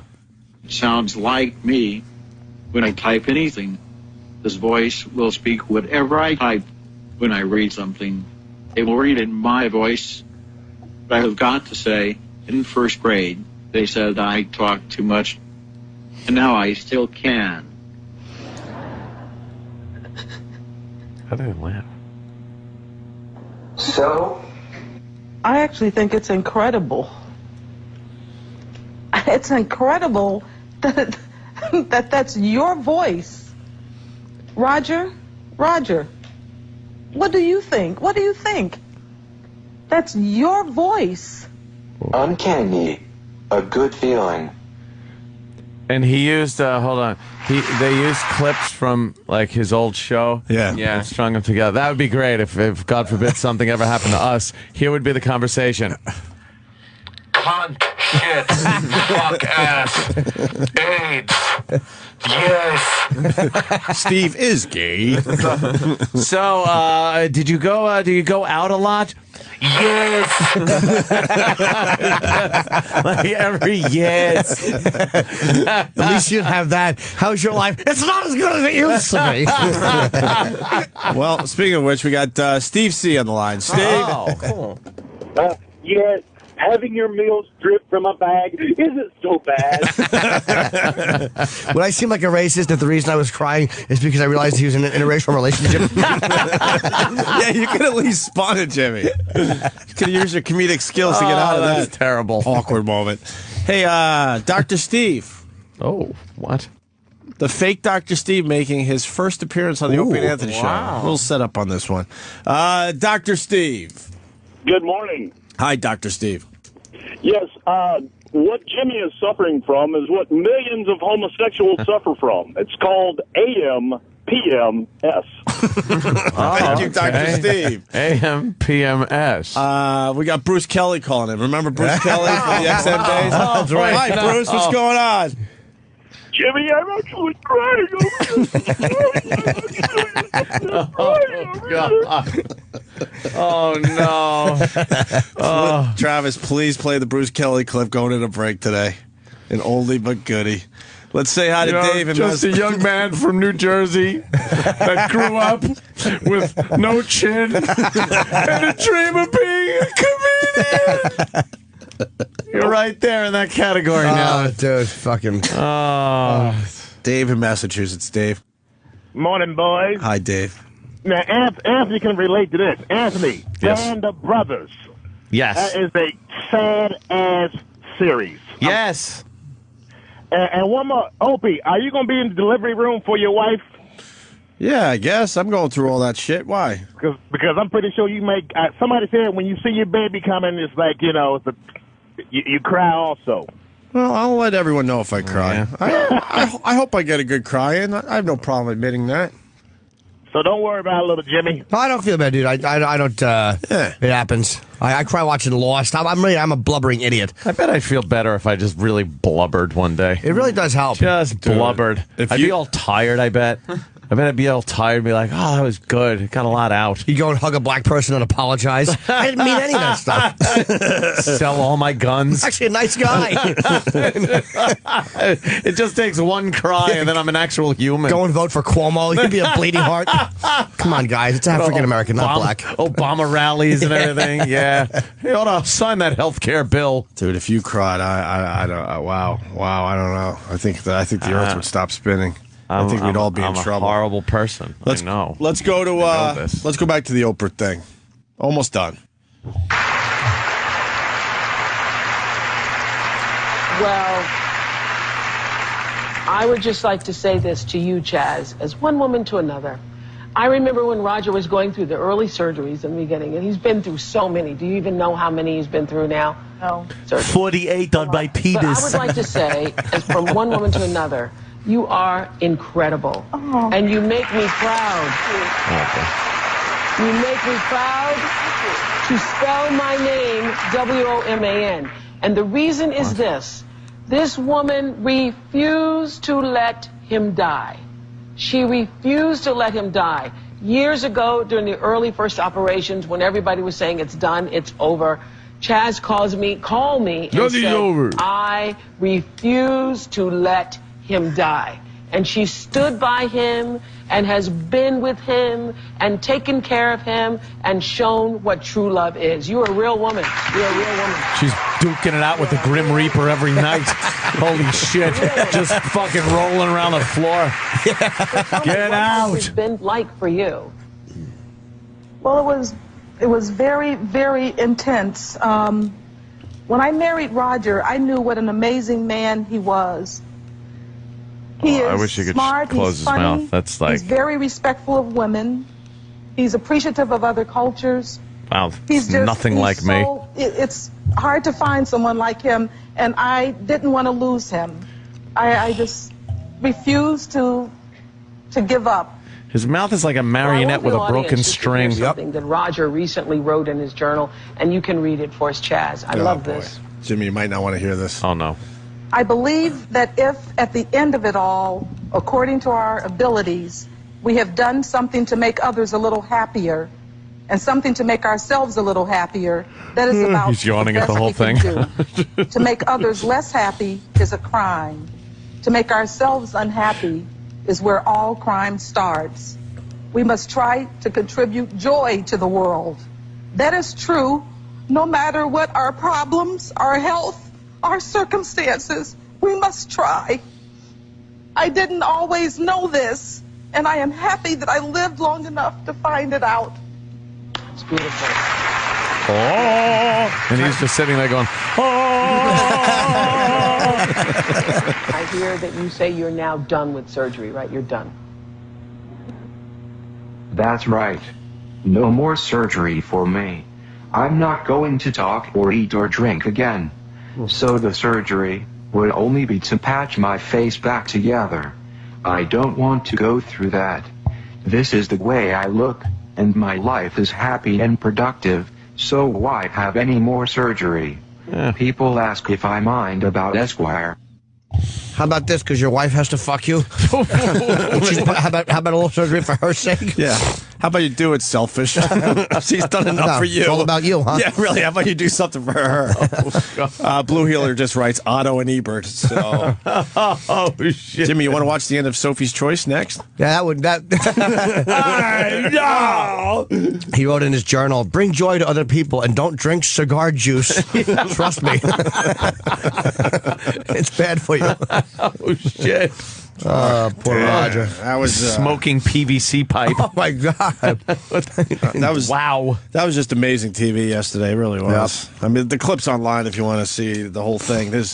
They go into his home and yeah. The creepiest part for me was that he just can't close his mouth. Yeah, you would think they would be able to figure that out because he can't.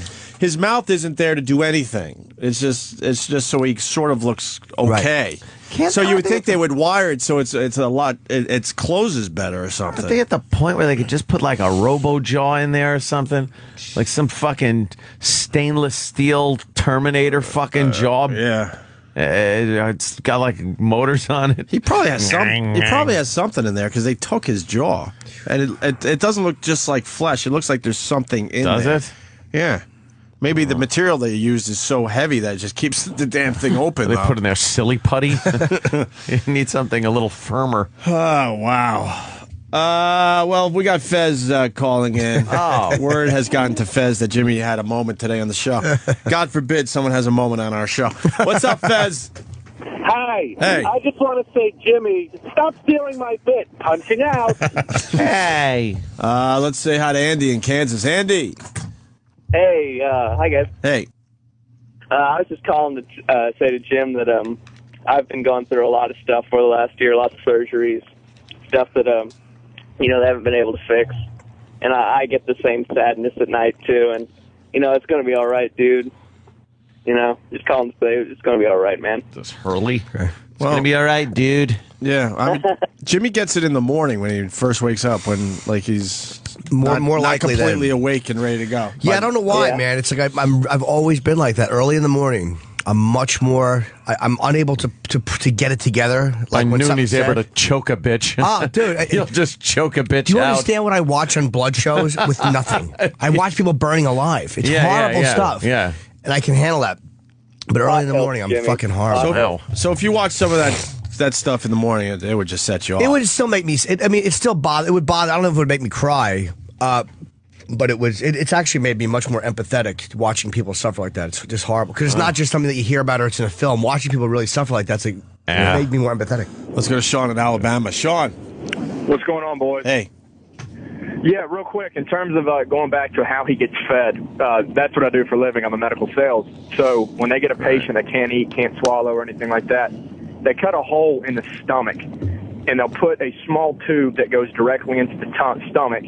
They have a feeding bag, and by them doing gravity, it's basically somebody holding it up so the liquid food can run down directly into a stomach. Oh, okay. Wow.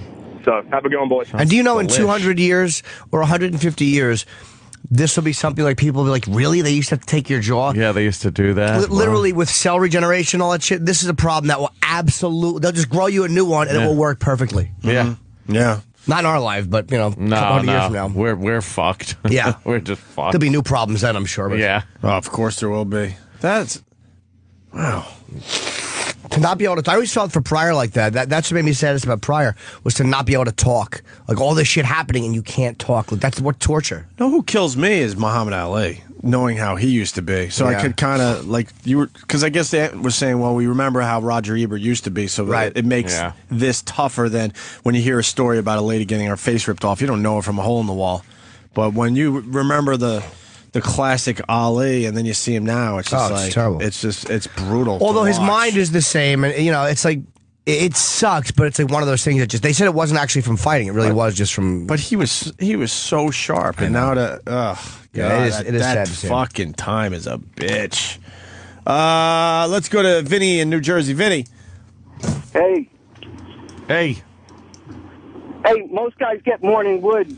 Jimmy, he cries like a baby in the morning. Oh, God, these people are just the worst, man. Well, this guy has a good idea. Dave in Canada. Dave. Hey, Why don't we watch Oprah sing Tony Boboni and plug in the vacuum cleaner and have a good morning cry? Tony Boboni. That used to get me. I think I've cried out all my tears when I was a kid because it was every day. The fucking vacuum cleaner wouldn't get me crying, but it would just get me out of my fucking mind. I don't know why that does that to me. Well, Corinne's calling from Jersey, Jimmy. Corinne! Jimmy, I just wanted to let you know that I cried when I hurt my vagina, too. She just hangs up. It's got to hurt when the women start calling, Jimmy. I know. You expect it from the guys, but the women... okay. Let's say hi to Jimmy James, New Hampshire. Morning, hey, fat chick. Fucking A, these people. What's up, JJ? I'm just wondering if when Roger Ebert talks, if it looks like one of those poorly dubbed kung fu movies from the 70s. He's trying to emote with his hands and his eyes. You really got to see the clip. It's wow. It's unbelievable. Having dreams about his father and root beer, like a root beer for the boy. It's like, God, the way your mind would torture you, not being able to do what you did your whole life. That to me is the saddest part. It's like, I mean, look, he's alive. The bottom line is, if life was fair, he'd be dead. I mean, you know, you get that type of cancer, you should probably be dead.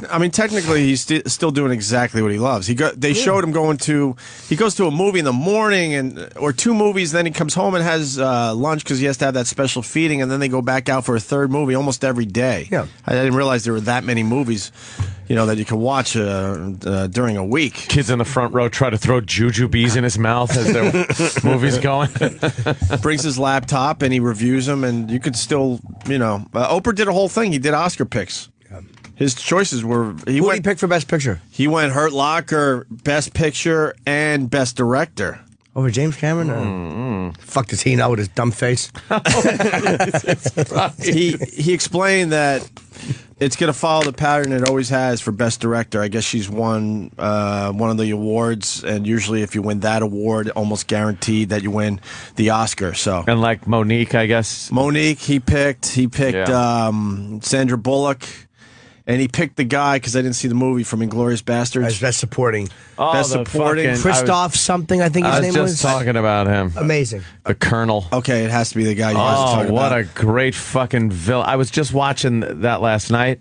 And some Quentin Tarantino movies you got to watch like a few times to really kind of go like, all right. Mm-hmm. Like, I definitely don't enjoy every aspect of the movie. And like Jimmy was saying, Brad Pitt kind of takes you out of it when he's doing that whole, man, killing some Nazis. Yeah, all right, we get it. But that opening scene in that farmhouse with the father, the three daughters, and all the Jews in the basement, they're under the floorboards, and he knows. The fucking Nazi officer, the colonel, knows the whole fucking time they're down there, and just gets this guy and gets him to actually point and show him where it is just from talking with a smile on his face. His menace was in the fact that he didn't reveal. Like when they say with acting, you're supposed to play it the opposite way. That's what they mean. Like the guy's menace was in his pleasantness. He was and then when so he would pause, pleasant. When he paused, you were a dead man, and you knew it. You're just amazing. fucked. Like when he put the shoe on that actress up in the room. Yeah, and then she goes, "Well, what if Well, what now?" And then you see his real rage come out when he just chokes the shit out of that bitch. Wow. He just chokes her to death right there. And then he's fine, back to just being his pleasant self. This is great milk. Thank you so much for your wonderful milk. Your cows are as lovely as, and he's just like, this guy is fucking ruthless. And he didn't try to fuck the daughters. You thought there was going to be some type of gang rape of the daughters? Nope. No, just wanted to get very Jews. pleasant. That was it. The Jew hunter. That was it. And I could have saw that movie, and instead I watched Cloudy with a Chance of fucking Meatballs. Well, the other Meatballs. night. Well, Jimmy got a little choked up over that one. Yeah. When you see the waste of food like don't that. Don't watch, man. You're going to get really bummed out. Blue Healer from Kentucky, credit to Whackbag. They're linking pictures of the Genesis video Land of Confusion for Roger Ebert. If you remember that video, that's a really good connection right there. No. That the gang has made. Oh no. We go to Paul in Jersey. Paul. Hey, Hey, Jimmy, don't worry about it. There's a lot of people that love Justin Bieber, too. Do you want Roger Ebert to live with your family, Jimmy? I would love Roger Ebert. Let's say hi to Jeff in Rochester. Jeff. Yeah, I just want to thank you, Jimmy, for fucking up my whole afternoon. Now Fezzi's going to be crying, thinking you're trying to take his fucking job the whole show. What's wrong, Fezzi? What's wrong today, Fezzi? What's wrong, Bagels? What's wrong, buddy? What's wrong, buddy? Danny in Houston. Danny. Hey guys, Jimmy, I just want to say I go through some of the same stuff you go through, only it's on Sundays. Like every Sunday, I guess before I have to go back to my fucking life, but I want to say, fuck these other guys and their man pussies, because you know what? What you're going through is tough. A lot of guys go through it, so hang in there, little buddy. Thank you, sir. I didn't even know menopause. I didn't even know this was possible. Oh, yeah. No, I didn't know. I mean, because Jimmy's a healthy guy and stuff. There's no real major issues going on there. He's a very emotional boy. I just didn't realize you're that weak in the morning where you could start crying. Yeah, it just caught me off guard. If I had watched it first, but it called. There's certain things in I've always been like that though. Jimmy, don't worry. I won't pull out that trick every once in a while. He does. He does look like Phil Collins' character in Land of Confusion. The Genesis video. Yeah. Oh my god. Yeah, look up Land of Confusion on YouTube. Wow. Let's say hi to Kathy. She's a thyroid cancer survivor. Jesus Christ, come on. Hey, guys. We're almost done. We're almost done with this whole thing. Wow, your voice machine sounds great. What's up, Kathy?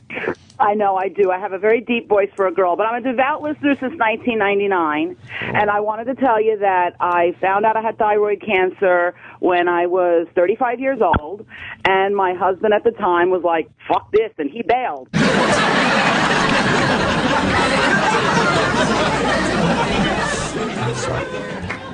In sickness and in health, fuck that. He was out of there, so I had to deal with all that shit myself, but I recovered. Everything's fine. The only bad thing about the only bad thing about thyroid cancer is it really does make you fat. And it's beyond your control. And it's taken a lot of time to get the weight back off again. The thyroid. Yeah. What regulates your metabolism. Yeah, you used to weigh what, and now how much do you weigh? Well, I weigh like 160 now. But going through the whole treatment and everything, I hit 235. And it's taken a long time to lose that. But here's the thing. There were times where I wouldn't even eat for weeks at a time, just like saltine crackers and gallons of water, and I would still put on weight. It's like really beyond your control. But once they got me on the right meds, the weight is slowly but surely starting to come off. So by just living a normal life, it's all just coming off on its own. Are you like sexually active again? Oh, my God, yeah. I ended up ditching the guy. I ended up getting a wonderful new man. I'm going to be getting married this October. So, yeah, life is all good now. So I don't even understand how... Where'd you find the chubby chaser? You know what? It worked out, though. I tell you what. I got rid of the one who just, wasn't there for me. And, it all worked out. Right on, Kathy. Thank you, man. All right, thanks a lot. There goes Kathy. Roger's pitching a new show, and Ryan in Indiana has info on that, Anthony. Okay. Ryan. Yes, I hear the new show he's pitching is At the Movies with Shivo and Ebert. Oh, fuck. It's just... Yeah, now the Terry Shivo didn't bother you? That's why I was confused by the whole Jimmy thing, I guess, because I know we've done a lot of horrific stuff on this show, and it was that got him. I'm still a little confused. I'm getting it a little more because of how you explained early in the morning. Yeah. But like the Shivo thing, Very sad. She was an extremely healthy woman, and you got to see footage of her when she was healthy. To see what she became. I can make fun of things that I think are horribly sad. That's why I always hate when people go, what's appropriate, what's not appropriate. Like, I thought Shivo's situation was terrible. Yeah. But again, as a person, and that's the way I deal with things, I make fun of horrible things. You know what I mean? Like, that's where my humor is. Right. Like, I would make fun of Roger Ebert, but honestly, it's horrible. Yeah. Of course, that's to me the beauty of humor. Yeah. You look at stuff like that, and you can be sad about it, be a human, but it's a way to look at this fucking horrendous life. And and be okay with it. All kidding aside, I think it's really good you just showed that side of you. Normally you don't want to bum the radio audience out and be a fucking, but you know what, we do that every day. I know. I mean, why am I wasting money on satellite radio? I could be listening to fucking Cars for Kids for free. I think if it's done every once in a while, it's fine. I mean, if this became a cry fest, yeah, of course, it would be a fucking disaster. But every once in a while, showing a little piece of that, that's good radio, I'm thinking. Yeah, hopefully just once every 10 years for me. It's good. Steve C. is calling. Steve? Yes, good morning, Good boys. morning. I have a special announcement. I have thyroid cancer, and I think I need my colon checked.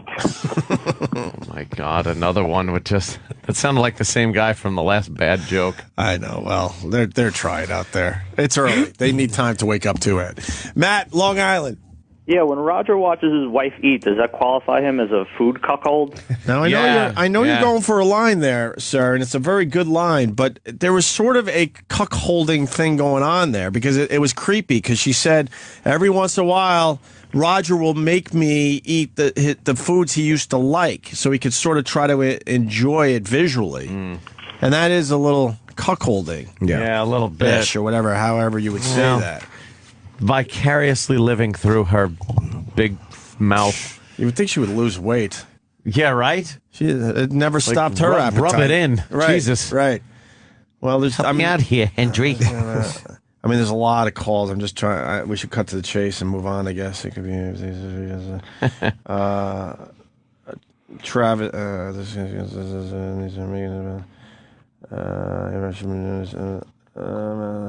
More bad jokes? Yeah, there's a lot. Okay. Well, shit. Joe in Pennsylvania. Joe. Hey, happy coming out day, Jimmy. Hey, I have a suggestion for you guys. Maybe we can get E-Rock to donate some of his massive pelican neck folds to Roger Ebert. Oh, God. A little charity You know work. how you donate your hair? Yeah, you can just donate to cancer survivors. His fucking neck meat. You can donate his pelican neck to Roger Ebert. Oh my God, Jay in North Carolina. Jay. Hey guys, what's going on? What's Give me up? a happy birthday. Hey, buddy. You think she makes, when he's making her eat his favorite foods in front of her, you think she chews it up and spits it down his fucking fucked up neck like a baby bird? Jeez, is that even necessary, sir? Come on, guys. Oh, no. Come on. Now. All right, we should take a break. Yeah. Well, you got everyone fucking ringing the phones up, Jimmy. We'll be back with more of your requests from the last decade of dominance.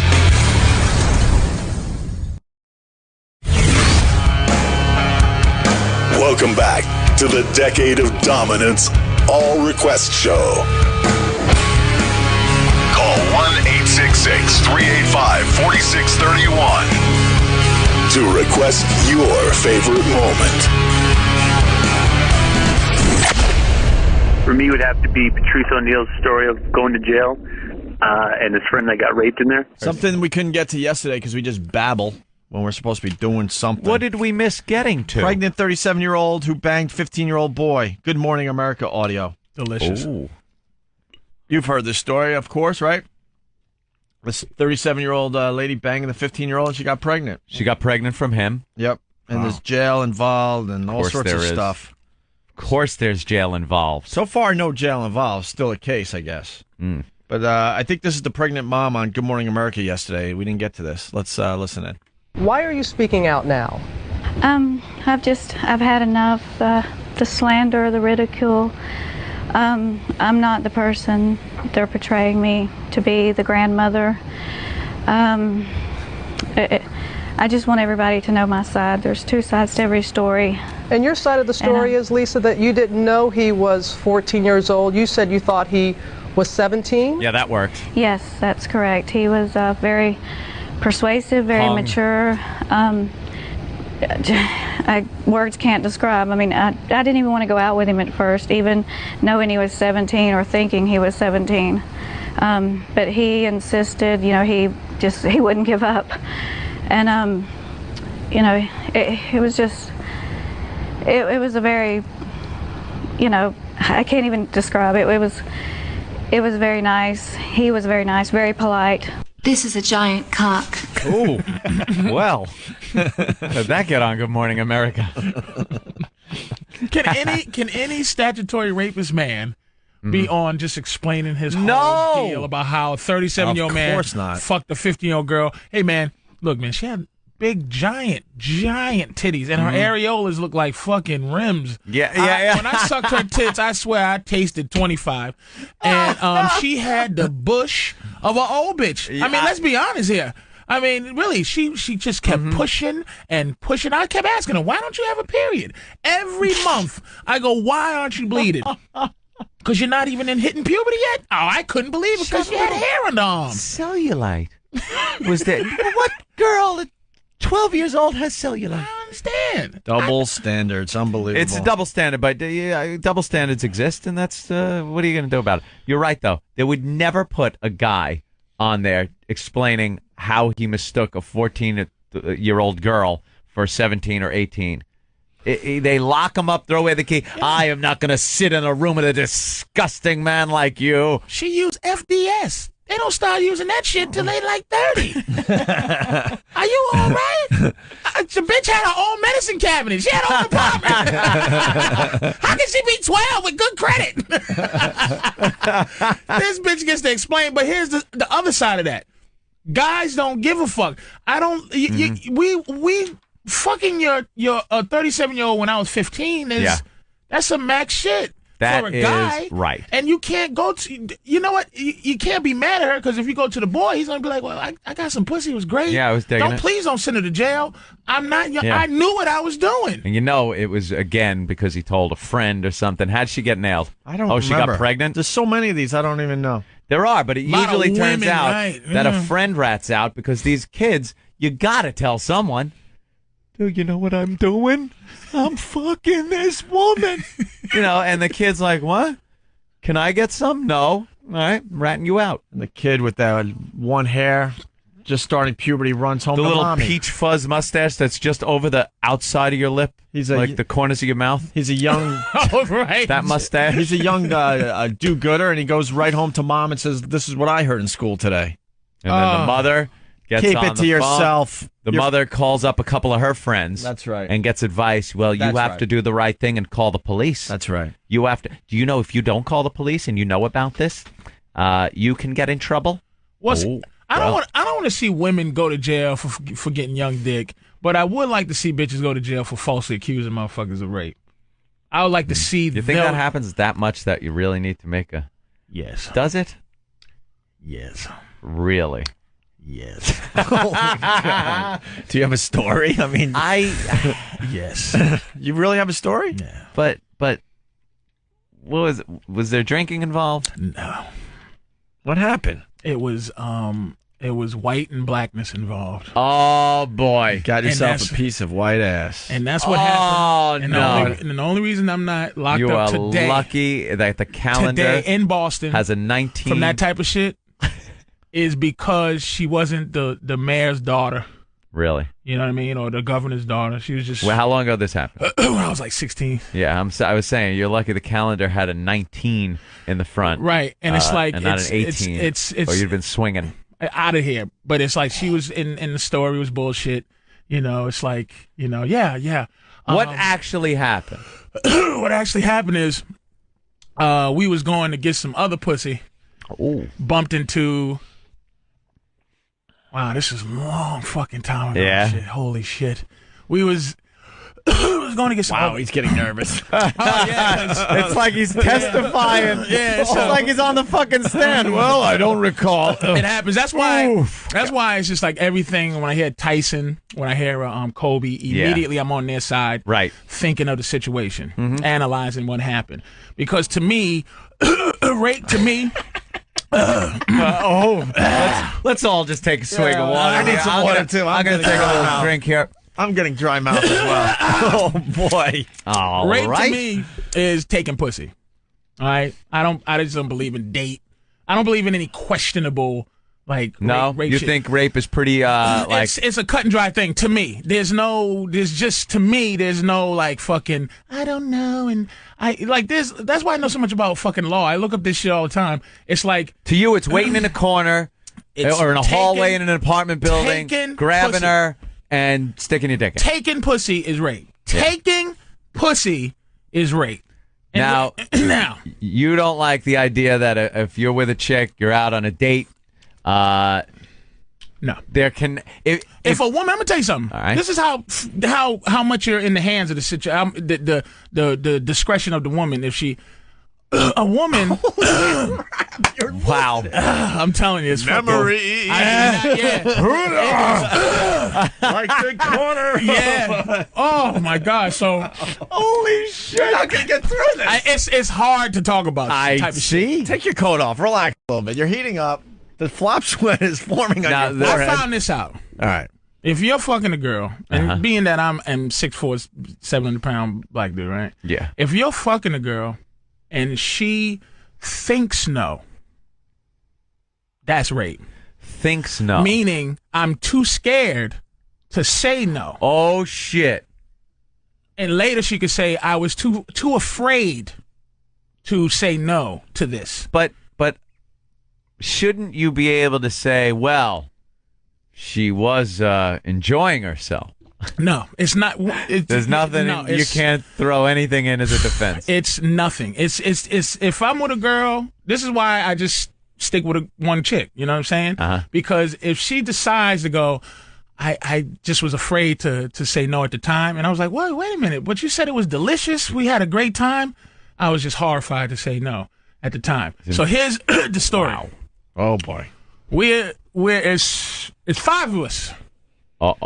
And we're hanging out, you know. It's just 5 of us hanging out, and 5 guys. 5 guys, hanging out, and it was we used to hang out in the suburbs of Boston. So, and it's Boston. So for a far suburb. Shit! This is just I just don't look good. Yeah. What town? What town? Stoughton. All right. So what happens is we go out. We're going to look for these other girls that we met like 3 days ago, 3 days before. Going to find them. So we meet 2 other girls who were looking for those girls that we were looking for, brother and his friends. All right. So they was going to fuck the brothers. We was going to fuck the sisters. Okay. Couldn't find them. So we just go, hey, let's all hang out. You know? So I'm always been a paranoid motherfucker. So we started, talking to them, blah, blah, blah. Ended up going back to Negro part of Boston. So in the car, there was a black girl and a Portuguese girl. So the black girl's in the back, fucking with the 3 other dudes. Me and the other guys in the front. We were the oldest. In the front, he was driving. The Portuguese girl's in the middle. Yeah. White girl. I was on this end. They're back there feeling her on the black girl's tits. Like, she's like, what are you doing? Stop it. So the white girl goes, oh, God. These fucking, they don't even realize that she's a talker. I'm a doer. Oh. So I go, okay, all right. I look at the dude driving, give him a wink. All right, let's get some pussy. All right. Take her back. My mother was out of town. So we take her back to my place. And we get there, and it was, boy, oh boy. It was real porn star shit. She was a doer. Jesus Christ. This is the first filth I've ever engaged in. She was jerking 2 guys off. One was fucking her, and she was sucking other guy's dick. It was wow. It was real porn. The Portuguese? And there was another guy in there with the black girl. Yeah, it was 2 double jerk, 1 dick suck, and 1 fuck. That's like trying to pat your head and rub your stomach at the same time. It's hard to do. It was just, and it just went smoothly, very smoothly, very non-rapey. No rapey shit. Very non-rapey. Just talking, just chilling, just fucking, things like that. Being young, here's the mistake. For any young motherfuckers out there, fuck it. Words of wisdom. Do your dirt by your lonely. Do your dirt by your lonely. Do not do things with other motherfuckers. And do not tell on pussy. Do not tell your buddies that a bitch was doing this. Here's what happened. This is where the rape shit comes in. This is 2 weeks later. This chick, we'll call her Janet. We told one of the guy's cousins who goes to school with the bitch that this chick, we did this. Yeah, we had a fun time 2 weeks ago. So this chick, he goes and grabs her, and this fucking cocksucker, to this day, I hate this motherfucker. He blackmails her. Says, listen, if you don't suck my dick, oh no, I'm going to tell everybody what you did in Boston 2 weeks ago. She sucked his dick. After she sucked his dick, oh boy. Oh no.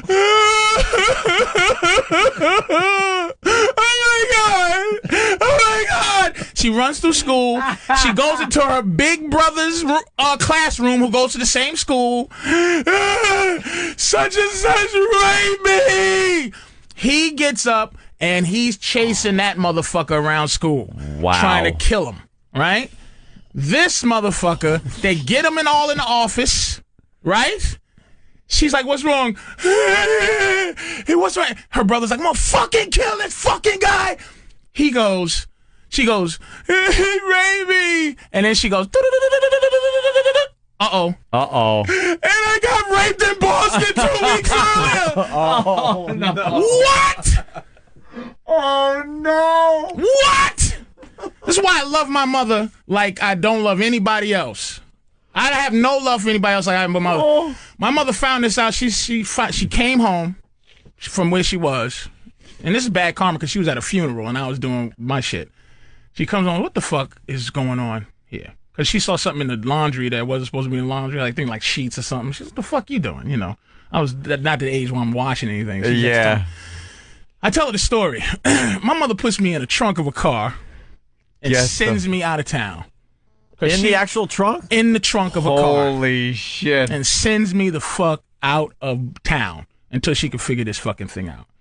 They came to my school looking for me. The cops? The cops. Oh, damn. They came looking for me to arrest me at school and arrest everybody at school. And I was gone already. My mother said, this is you, And when I told her it was a white girl, she went, oh, man. I was in the trunk of a car heading to a state unknown to hide out from this situation. So about a month later, I came back to school. Wow. And had to go through the process. Holy process. Shit. How'd you guys get off? Don't want to say. Didn't get off. You didn't? Didn't get off. What'd you get charged for? I was 16. She was 15. Did they whittle it down to something? It was not whittled down to anything. Because they said you either plead guilty or you can go to court. We decided to go to trial. But we admitted, yeah, we fucked her. Yeah. But it's 16, 15. And that's statutory. That was statutory. That's it. So they're like, I did time. How long did you do? You did time? How long? 2 months. 2 months. Wow. 2 months. Where? Walpole? No, they didn't send me to Walpole. No? They sent me to... some youth center? No. No? Sent two punk at me and one of my boys because we were You went to big adults. boy prison? Big boy. And my boy went crazy. Get the fuck. He lost his mind because he was so scared of getting raped that he stopped washing up. He didn't take showers. And they started to throw piss on him. He started to beat him up. And they would come to me and go, yo, you got to tell your motherfucking co-defendant, get his shit right. How about I tell myself what myself has to do? And I said to my, and I was so scared because of the stories you hear about that situation, but it was a guy who ran the prison. It was these 5 guys who ran the prison, these inmates. And they were named after southern states, like South Carolina. It was Carolina. Get the fuck. This is so scary. It was like Carolina. Dude, I'm freaking out, man. Yeah. This is the first time I've ever talked about this. Oh my God! See, this is what happens with this radio show. Yes, you run out of shit to talk about. You go, well, I guess I could tell a story I've never told. When you run out of funny, all of a sudden, I'm choking back. Like this is like, dude. I'm gonna tell you, this is this is it. Like this is either the end. This is the end of my career, kind of thing, or no. People don't. And I realize this because it's like people don't, but all the shit that goes on out here. Here's why I kind of felt comfortable in terms of this. Those 5 guys, and it was an overcrowded place, this prison. And I used to hear all day long, there was this one other guy that did go, that motherfucker, he was in there for scalding his kid. This one guy was in there scalding his kid in the bathtub. And they used to go, that baby burning motherfucker. We ought to fucking, we ought to kill that motherfucker, that baby burner. Over here talking to me. He said hi to the guy who one of the Southern State guys. Yeah. Who was on death row. This is back when when Bill Riley was on Current Affair. Holy shit. This was a guy who was on death row in the state that he was named after. I don't want to say his fucking state. No. But I know one of them's not South Carolina, so that's why I said, but any of those fucking states down there. So he was on death row. I'm so all over the place because you understand, man. That you got the emotion. Yeah. It's like even the story is deeper. It's just so fucking, to me. You know what I mean? Yeah. So I'm in jail. We're corny. I'm a corny dude, man. I'm a comic. I was born a comic, and I'm a corny fucking guy. You know what I'm saying? Grew up in a gangster area, but I used to make those guys laugh. Right. You know what I'm saying? So. So I was in there because it was a gangster whose name I'm not going to say either, but no. What they did was the guy goes, it was a judge who was known for being lenient. Mm-hmm. And he this is why I learned this thing, because he read a book. He's like, these guys didn't fucking do this. He didn't force his way. And the bitch was in court going, and then they fucking did this, and then they did that. And I'm sitting there writing, and he was just, the judge was like saying, I'm very impressed with this. I know this is bullshit, but this is Boston, and they just wrote something about him, how he's too lenient on shit. Oh, no. So, yeah. At the time, I think the DA was Maloney or some Mick, And so, they ended up going, we're going to, this is what they did. Sentenced us in February to the summer. This is what he said. This is just to teach you guys that, that sex is not all about this stuff that you're doing. We're going to sentence you during the time of love. We're going to sentence you during the time of love, summertime. Just so you know why your other people are cultivating their relationships. While girls are jacking off for guys and sucking their cocks, you'll be in here. You'll be inside of here. As a lesson kind of thing. And my friend lost his fucking mind. He's officially schizophrenic. He's not well because of this. He was so afraid. Now what happened is, I used to be so funny in there that this dude, one of the state guys, and I would hear him talking about how he's going to fuck up this baby burner, right? And the fear became from this other gangster where he said, because no one was like, you fucking rapist. They was all like, you get raped, man. Get the fuck out of here. So he goes, man, you're going to have trouble. This is the gangster outside. You're going to have trouble, man. Oh, shit. You're going in for a skin beef. They call it skinning. You got a skin beef, nigga. You fucked up. Oh, my. This is fucked up. Oh, shit. You know? You don't want to so hear I'm that. going in, and I'm choking back tears like a motherfucker, Yeah. And finally, the 5, they used to walk around the yard. Just 5 of these motherfuckers. It was really like a movie. Slowly walk around the yard. They go, yo, big man. Yo, fat man, come here, man. Man, let me talk to you. But they were like country. Come here, fat man. I go, what's up? I said, man, what the fuck you in here for? Oh, shit. I'm walking with him. I'm telling him the story. Holy crap. And I'm sitting here like this. Because why they called me was, why the fuck is your co-defendant not taking showers? Yeah. Why is he not taking showers? He's fucking stinking, man. Somebody gonna kill him. Oh my God. Yeah. They used to throw piss on him. He used to wear 3 pairs of jeans, never took his shoes off. Just because it would be harder to get 3 pairs of jeans off. Just because it'd be hard to get raped. So I tell him the story, and I'm just going, I'm going to have to fight. I'm going to have to do something. This is going to be fucked up.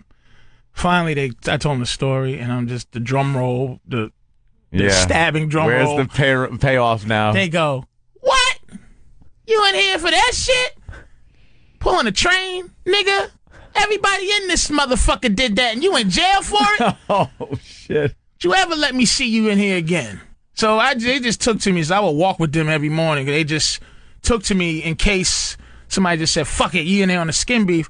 But nobody ever fucked with me because it was such bullshit. It was just it was just bullshit, dude. It was like the worst thing. And the only thing I think of is I could have been in there forever on some shit like that in Boston. I know motherfuckers that went for a long time. They put us in there for like 2 months because we go, yeah, we fucked her. But it's like, that's all. Because obviously it was so obviously bullshit that they couldn't put you in there any longer. They couldn't just destroy lives, but which they did destroy lives. Because I bumped into a couple of other guys. One guy ran and they never caught him. And but he came back because it's the statute of limitations. But there's another kid, it changed his life too. It just makes you. One guy ran until the statute ran out. Yeah, ran until they stopped looking for him, and he said, "Fuck it," fuck it.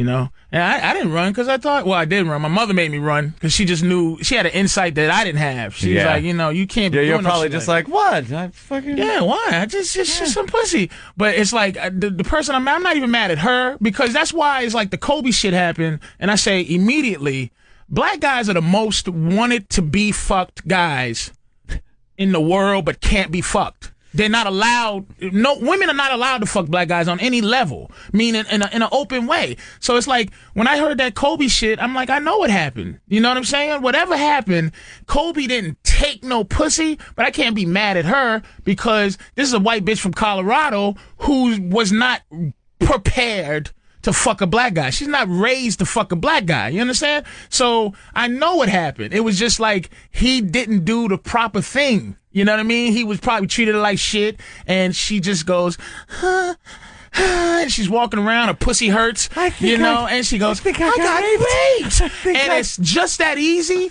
and I'm a fucking giant nigga in Boston talking, if this girl had been like, the fucking mayor, like I said, the mayor's daughter, she had been some white girl who was out there doing George Bush daughter shit. Yeah. And it came out that she gave all these niggas some pussy. You wouldn't know me. Oh, damn. Man. You wouldn't know me, Holy shit. So that's why I go, when motherfuckers say rape, now these niggas that's out here killing these little girls, 8, 10, that, that's a whole nother story. But when you get some motherfucker talking about, some old fucking, and then I said no, and no means no, and blasey blah. I fuck my girl. Let me tell you, my girl's a fucking maniac, man. Like, she goes hit me and this and that, and it took me a long time to be able to even enjoy sex, man, on that level because it's just I go. You think of the consequences of you start thinking a few steps ahead of yourself. What if look at one of these bitches on your wall, these Aguilera bitches, and I fuck them, and then she give me pussy, and then say, you raped me. I would believe I did, because I'm like, I wouldn't give me pussy if I was you, but she did. You know what I mean? So that whole thing, it changed my entire. A lot of my jokes, the Pepsi Cola rapist, a lot of the Tyson shit I do, all of that, it changed my life because I just have this mistrust for pussy, man. It's not an anger, it's just a mistrust because it's so easy. I guess that's the payoff. If you can be raped, then you have to have a natural mechanism to stop that from happening, which is I guess it's a trade-off. Okay. I'm gonna say you raped me. That's the power that a woman has. Yeah. I'm gonna just say you did. Damn. As opposed to you doing it. Yeah. This guy actually raped you, but I'm gonna say that motherfucker. So that's why when a bitch 10 years later they say some fucking janitor took some pussy, some black janitor, and then 15 years later she goes, I was lying. Yeah. And he gets out and he gives the speech of I'm just happy to be with my family. And I'm like, man, if I did 15 years, it's my God. And they find out that the joggers, the Central Park jogger kids didn't do it. I would make a speech like, look, because after 3 weeks, and now I was a soft kid, like meaning I was a clown. Mm-hmm. After 3 weeks, you learn you're in prison. Yeah. and I'm not afraid no more. And you learn how to motivate. You learn how to navigate. You learn how to. You don't take stuff. The one bit of advice that somebody told me right when I went in that kept me very, very safe is don't accept anything from anyone. If you need something, you go without. Yeah. You know, don't say, hey man, you're hungry. If you're hungry, you eat your fingers. Don't, because motherfucker go, here's a Snickers bar, and then they want their Snickers bar and a Milky Way tomorrow. Yeah. And it was this guy in there, and I was going to get into beef because I had to. And you just learn the rules of that shit. And there was this dude who had a woman's name, Shirley, you know. And what Shirley used to do is give new people food. And then the next day say, I want my food back. And if they didn't, Shirley would knock you out and rape you. So one day, I'm in the fucking shower. Oh, no. So Shirley says to me, that's what they call me, Heavy D. In there. Heavy D, looking good. One of the fucking Southern State motherfuckers goes, damn, boy, you can't let that happen, man. Oh, no. You can't let that happen. Was he a big dude? He Shirley? was my size. Oh, damn. So he goes, oh my God. You can't let that happen, man. He's telling you can't let that happen. So that day I never wore the prison garb. But that day I put the prison garb on. The blue shirt, top up to my neck, fucking tucked it in. And motherfucker gave me the top of a soup can lid, bent up. Oh, shit. So I met Shirley outside the lunchroom after that and hemmed him up. And that motherfucker said, I was playing. I'm sorry. He got faggy. Wow. And another fucking Hail Mary. Like, thank you. I didn't have to really, because he was just scared of another guy his size who was mad. Yeah. And he just said, I said, you're going to have to fucking apologize to me in front of everybody for saying you have to say you was joking. He said, oh, man, I would never bother Heavy D. He's a nice guy. Da-da-da-da-da-da. All right. So I didn't have to do anything like I shouldn't have did. I've known you for years. This is such a journey into a world I have no clue about. I'm just sitting back and listening like I've never listened before. Oh, man. I'm really on I see it in your eyes, bro. I see it in your eyes. You're ready to like almost break down. Dude, it's great. I mean, the fucking, And the reason I don't, because I'm in this business, history, man. It's a lot of fear. It's a lot of fear, but... Yeah. My career. A lot of people have questions, but Bill in New Jersey has a pretty good question. Bill? Yeah, Patrice, I was wondering what happened with the baby burner. Yeah, we all want to know what happened with the baby burner. I don't know. I don't remember the baby burner, but why I was concerned about the baby is because it was relating to me. It was just like, I was like, is my thing is related to this baby burner that they wanted to kill. Right, now, right. You realize... This is why I'm very easygoing in life. A lot of stuff I learned from there, that 2 months of being there. It's like there was going to be a fight one day because this guy was in there for 25 years. The place I was called an assessment center. So they would send guys like me there and guys who were going to death row there to assess you for what you did and where you would go. Okay, you're going to stay here and do all your time here? Are you going to go to Walpole, Cedar Junction, Walpole, which is the baddest prison on the East Coast? There's a half of this country, Walpole is the highest murder rate going. I saw a documentary on that. It's a dangerous place. And wow. And they weren't sending us there. We were going to do the whole time in this place, but it's like like you said, the Star Wars place is like where people go to go other places. Before they go somewhere else. So this motherfucker one day, he stopped everything because everybody was like, yeah, man, I got 6 months. Yeah, man, I'm out of here in 3 months. And he turned the table over and said, I'm doing 25 motherfucking years. The next nigga who say he's doing less than that, I'm a motherfucking kill him. Oh, I'm scared. Yeah. So the baby burner, it could have been a year plan. Because the motherfuckers I was talking to, the guys that took kind of who took a liking to me, they were in there for years. Yeah. So if they decide to kill you, they kill you. On their time. Yeah, just kill them in February. Yeah, we got plenty of time. You know, so I don't know what happened. What happened to the guy that that made the chick suck his dick, and that she originally said rape, and then fuck he got off like we should have, cause he had his trial in Stoughton. This bitch was doing transcontinental rape cases and shit. I'm in Boston. He's had a black judge who let him go with, like, the shit that should have happened. Like, bitch, get out of here. Gave him, like, probation just because it is what it is. And even though she's a hoe, that was more coerced sex than what you guys did. Yes. Coerce.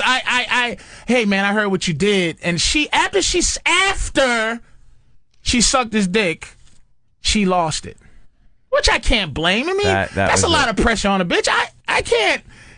That's the type of shit you go, oh my God, I can't be like sucking blackmail dick sucking for the rest of my fucking life. Blackmail in two ways, you know what I'm saying? I can't suck black dick and blackmail dick and blackmail, you know what I mean? And you can't blame her. She for wants to losing do mind. it on her term. If she wants to get in a car with a bunch of guys and suck some dick, that's on her terms. The reason being that guy then comes up to her and makes her do it, she fucking snapped. She lost it, and I can't be mad at her for that.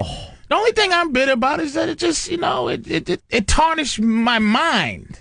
Mm-hmm. You know what I mean? It tarnished my mind. I'm not ever safe in my head. Like, it's kind of, I want to cry right now because it really is a release. It's almost like, all right, you know what? Please don't cry. Nah. I've never hugged anyone as big as you. And it's not there anymore. Like, it's not, it's just what it is. The emotion is actually... And what would you do if you started taking crying destiny? right now? You know what I'm saying? What? I would leave the studio. I think I would be the guy that would have to go up to you, believe it or not. This is the first time my screensavers ever came up on the instant feedback because I haven't even looked at it. I have not fucking looked at it. I've been amazed because I've known Patrice for many years. This has never come out. I think Patrice, anybody that's been in this studio, I've never heard this is one of the most unbelievable stories we've heard. And I think I would have to be the guy that would have to go over and I think I might have to hug him. Oh, you would hug him. I would have to be the guy that would have to like hug you, and you're like twice my size. Yeah, all my hugging. Call out yourself of this, like Arizona. Go over there and give him a hug. You know what the emotional part is? No, my prison name would be Connecticut. You know, because I would rather do this. But I was hoping to be successful before I had to ever talk about it. Before you ever had to because the fear is like, wow, man, my career is like, man, it's a bad stigma, and it's like, I don't take, I got bitches all over the world that'll go, nah, not even close to that. Yeah, dude, all that crazy shit Richard Pryor did, and then it's like, people, he's this and nah. It's like, nah, that's fuel for motherfuckers who don't like me. It's like, that's cool.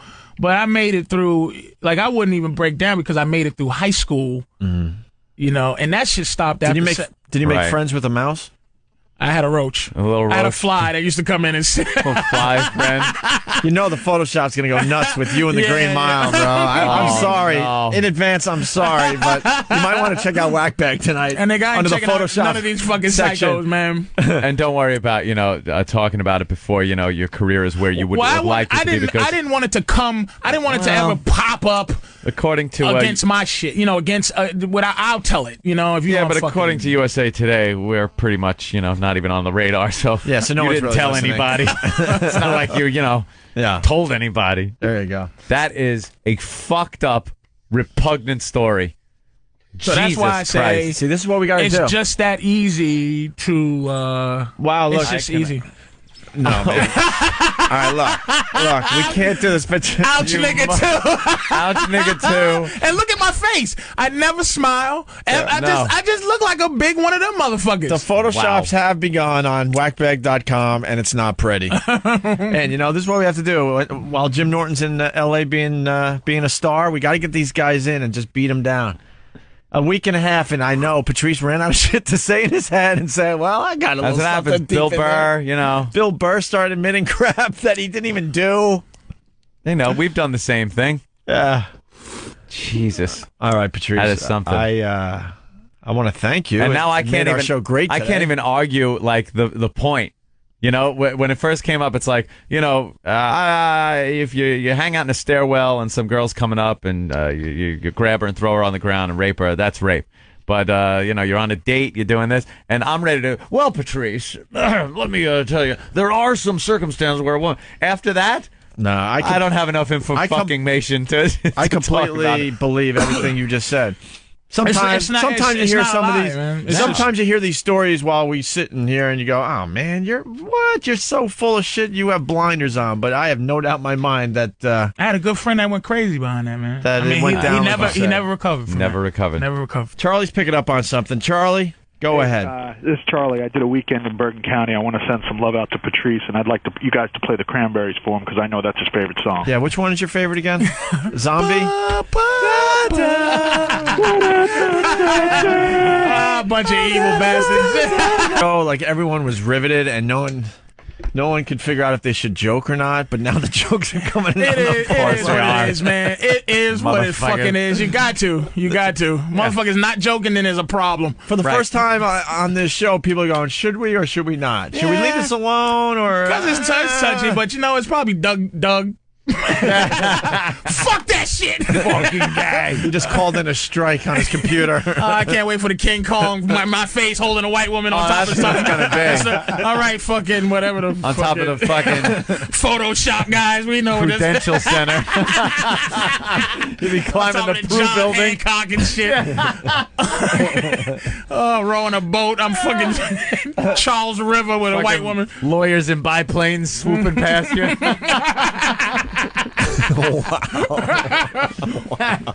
Motherfuckers, I don't expect no fucking sympathy. I didn't want one. It's just like a yapping thing to get out. Bastards. Son of a bitch. Stay tuned. More decade of dominance to come. We'll be right back. We got to go right to the phone. Oh, my God. Turn that music down. And welcome Donald Rumsfeld to the Opie and Anthony show. Sir? Hello, sir? Yes, indeed. How are you? Very good. Very good. What a pleasure to talk to you. Donald Rumsfeld's new book, Known and Unknown, a memoir. I've been looking through this. Fascinating stuff because you have been a part of history in this country for many years, known many presidents. Welcome to the show, Mr. Rumsfeld. Well, thank you. It's a little embarrassing to discover that I've lived 1/3 of the history of our country. 1/3 the Wow. history, and been involved in a lot of things that have gone on through history. Very Indeed. important. I want to mention that all the proceeds that I received from the book are going to go to the troops and their families. Oh, that's nice. I thought what you were That going to is mention was you know exactly where we live and to be nice. Oh, Opie. It's not. Where are you right now? Are you just at home? No, I'm in New York City. Oh, okay. Last night I was on the Jon Stewart show. Right. There was a. How did that go? Because John is a little liberal, I would say. Well, he comes at things from that direction, but he is very smart, very quick. Yeah. And it was a good discussion. I was pleased to be there. Yeah. Have you ever been interviewed where you got upset with how it went and then actually did anything to exact revenge on the person? Never. Why would he do that, Louis? I don't know. That's Louis C.K. Because you know, if you're a man of power, it's got to be an interesting thought at least. No. What you do is you think to yourself, what might I have done differently? You've got to expect people to come at you because in our wonderful country, everyone can have their own opinion, and goodness knows they can have intense opinions. But I find that if they have intense opinions that are opposite to mine, there's an awful lot of people who have intense opinions that are very much like mine. Now, you have been in front of a lot of the press over the years, and you've learned how to kind of deflect certain questions and handle the press. So I guess interviews are pretty easy for you? Well, I enjoy it. I think it's important that people, put their views out there so that we have a competition of ideas and the American people can sift through it and make their own judgments. Yeah, absolutely. When did you first get inside? And by inside, I mean, the kind of inner circle of power in the government, especially during the Cold War. When did you just go from a military guy into becoming kind of an enigma, kind of a person of power and on the inside. How did that happen? Well, I don't have any idea. I was a Navy pilot. I knocked on doors, got a job working for a congressman in Washington. I'd never met a congressman. And then I ran for Congress and served during the Kennedy and Johnson era. And then I was in Nixon's cabinet and Ford's cabinet and worked for Reagan as special envoy to the Middle East, and then George W. Bush's cabinet. It just kind of all happened over the decades, and suddenly I'm 78 years old. But so haven't you, how does it feel to have, you've probably accumulated a lot of things that you know that you'll never tell anybody on the planet Earth, right? Well, not really. I'm interested in history. I love to read biographies, which is one of the reasons I took 4 years and wrote the book and tried to discuss what it was like being inside and how the decisions are made and how complicated they are when they reach the senior levels of government. I also created a website, rumsfeld.com, where we've put hundreds of documents, thousands of pages from throughout my life so that people can read them and check things in the book. For example, if I quote a paragraph off a memo in the book, you can go to the website and read the whole memo. Oh, okay. But you must have lived moments where you were like, holy cow, no one but me and these two people are ever going to know this happened. And it had a massive impact on history. Well, there certainly are times like that, but over time, almost everything comes out. Mm-hmm. And there are moments when what's going on inside the White House is very sensitive and very private. But within any reasonable period of time, the much of what goes on becomes public, and the American people look at it. Yeah. Do you look at how do you see your legacy based on your career with George W. Bush? Do you see yourself as a fall guy? Do you see yourself as somebody looked upon as evil? And do you think it affects what you've done before that? Because I see you as a very patriotic guy that served his country well and still does. But some people, based especially on your experience with George W. Bush, see you as an evil guy. How do you accept that? Well, I know who I am. I know what I've done, and one of the reasons I've wrote the book was to try to get out there what the arguments pro and con were so people can look at them. And I've taken on tough jobs. I've had to make tough decisions. And when you do that, you can expect people are going to disagree strongly. It doesn't come as a great surprise to me, I suppose, having lived so many decades. Yeah, were you disappointed, though, with the way your career ended with George W. Bush's administration?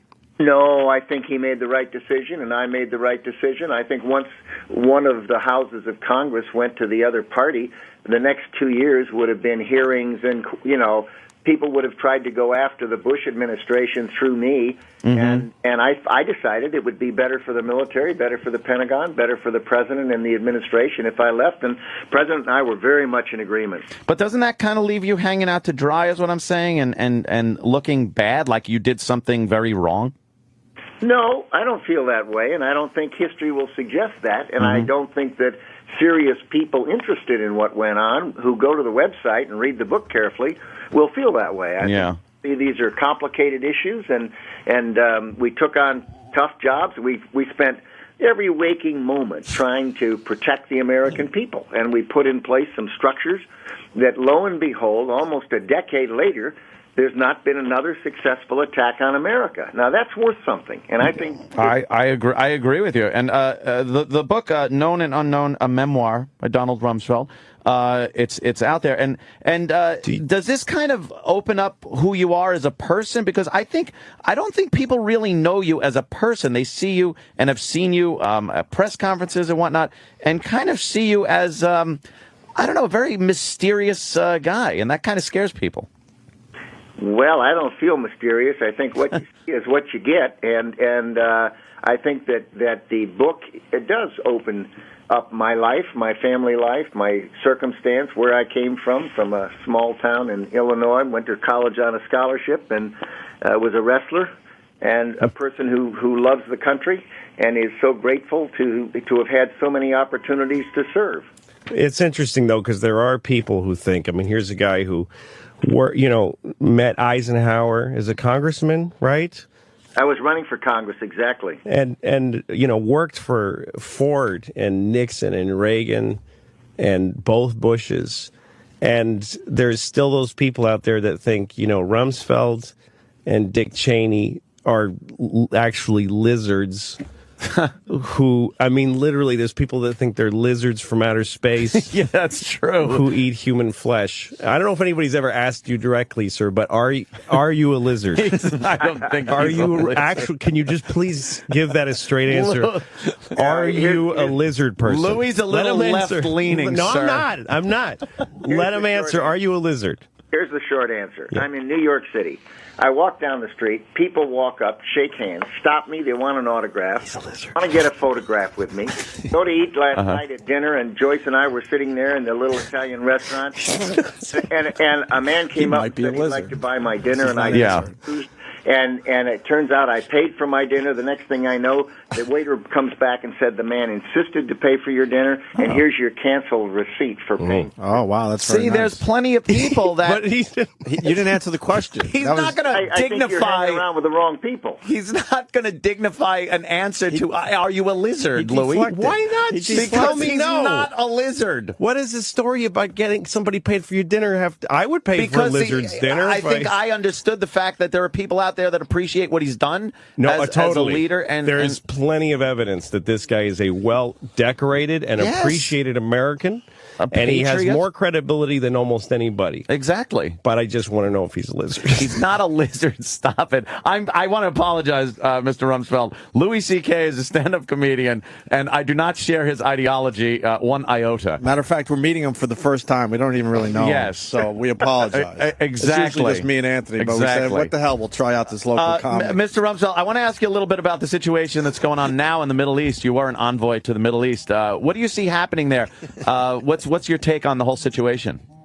Well, I think what's happening is that we had good relations with many of the governments in there, in that region, and it was contributing to a stable situation with respect to the generally hostile attitude towards Israel, because an important country like Egypt had a peace treaty with Israel, and that was a valuable thing that Sadat did and Mubarak stuck with.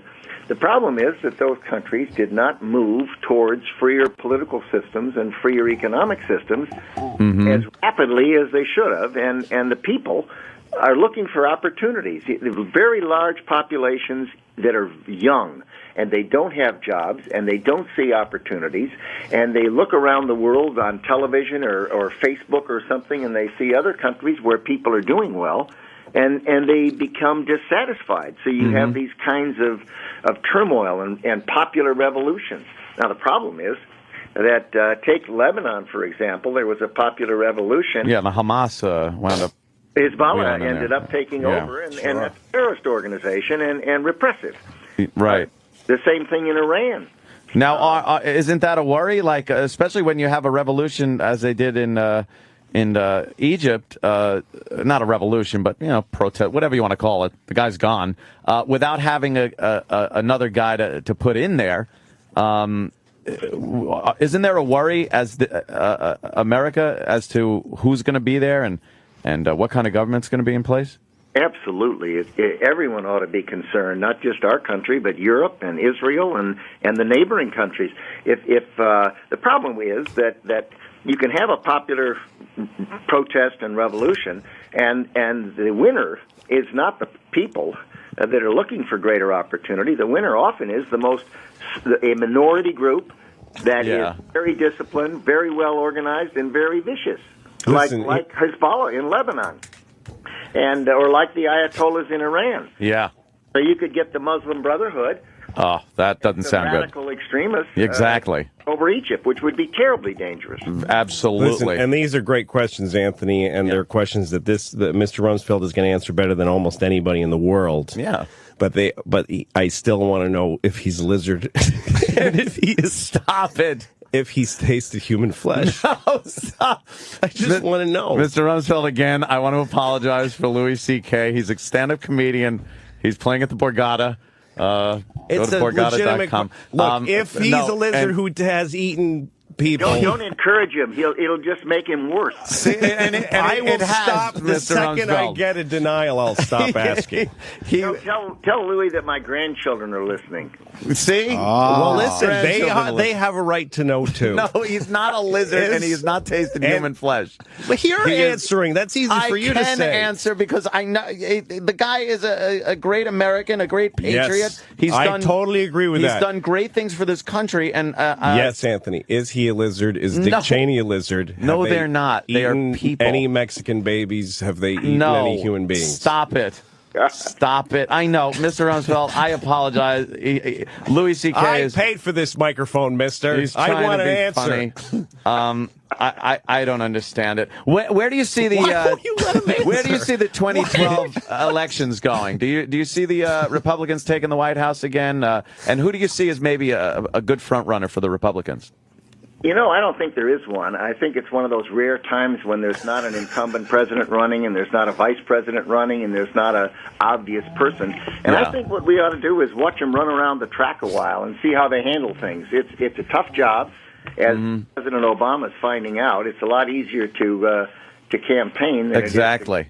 And so I think we ought to watch all these candidates. There's some terrific ones running, and I think some of them have executive experience. Some of them have a lot of legislative experience, and see how they handle. Because what's going to happen is they're going to get asked tough questions. They're going to get put in difficult positions, and we're going to then be able to see how their brains work, how they react, how they handle things, what kind of people they recruit for their campaign team, how effective they are in organizing. And all of those are attributes that are helpful for a president. Before the Lizard Council meets all right, and decides Louis. who to appoint. The Lizard Council doesn't appoint a president, and he's not part of the Lizard Council. If they do, don't you want to know? No. Don't you at least want to give him a chance to say, no, I'm not a lizard? I don't want to picture Donald Rumsfeld on the other end of this phone listening to you asking with red lizard eyes. No, he's not with Mr. Rumsfeld.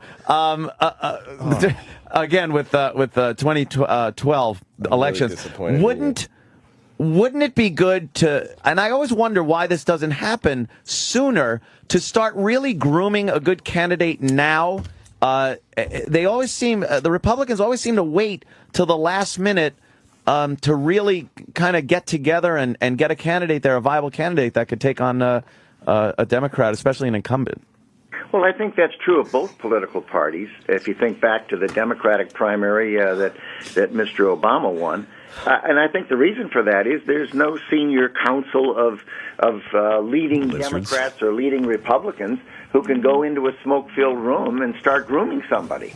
It's the American people and the parties, the people of each party that end up picking these candidates. But it does seem like it would be a lot more advantageous, especially for the party, if they would kind of work together instead of everybody trying to get their piece of the presidency, to just work together and get a candidate, a viable candidate to run that would really have a shot at winning. Well, and of course, a primary process can produce a mistake, and you could end up with a candidate who's not very good. Exactly, and I don't think we want to see that. I definitely don't want to see another 4 years of Barack Obama. No, I know. That's for sure. Incumbents, often get reelected, and I think the Republicans are going to have to be careful not to overreach and to manage their affairs in a way that are responsible, and yet address what the American people really care about. And my goodness, this administration has served up a number of targets. How anyone can think that the budget President Obama put forward is responsible is beyond me. Yeah. The debt in this country is crushing, and it's going to damage this generation and future generations unless people have the courage to step up and deal with it. What was it like when you met? There's a picture of you shaking hands with Saddam Hussein. Like, what was that day like? The day you met that dude. Oh, that famous picture. The dude who later was hung in a badly lit room. I tried to tell Louis that was indeed during the time when he was I'm just curious what that day was like. And was okay. I'm just curious. What was that like to meet that fella? Fair enough. Well, it was. I was in Baghdad at the request of President Reagan, and I kind of describe this in my book. I met the night before with Tariq Assis, the deputy prime minister, and then the next morning I was invited in to be with Saddam Hussein. And the reason that Secretary Shultz and President Reagan and I all agreed that it made sense was Saddam Hussein was in a war with Iran and had taken our embassy people hostage and was very hostile to the United States. The United States did not have diplomatic relations with Iraq, and the thought was that we, the old adage, the enemy of my enemy is my friend. Right. How did we manage to get crossways with the two big countries in that region, both of them, and yet they were hostile to each other? Right. So we felt that it was a good idea to see if we could reestablish relations, and that ultimately was done shortly after my visit. Now, what was it like? You walk in, there's a Middle Eastern despot. Is he a good guy or a Democrat? No. He's a thug, and he's in fatigues, and he's got a pistol on his hip, and he's a tough guy and not a good guy. On the other hand, people in Iran were worse, and when you get up in the morning and look around the world, there are not a lot of George Washingtons or Abraham Lincolns. We have to deal with people who aren't perfect on occasion. Exactly. That's what I was trying to tell Louis. And then, so how many guys do you think you've met that died by hanging? Oh, Jesus, Louis. Good question. Yeah, more than one. Yeah. More than one. More than one. See? Yeah. I've never met anybody I met a girl who hung herself. But I never met anybody who was sentenced to hanging. He's had to deal with thugs during his career at some point. Sure. He's, the world. And a lot of people judge things, I've noticed, Mr. Rumsfeld, a lot of people judge things based on what's going on now. They don't take it in the context of the history and what was going on at the time. Now, during the Cold War, I think we were willing, as Americans and the press, to accept a lot more covert action on the part of the government for our own safety than we are now. Do you think that's a better thing, that there's so much more information available now, or is it a kind of a good thing for the government to have maybe a little bit of a little more covertness in their actions? Oh, I think you're right. I think that we live in a world where there are relatively few countries that are like we are.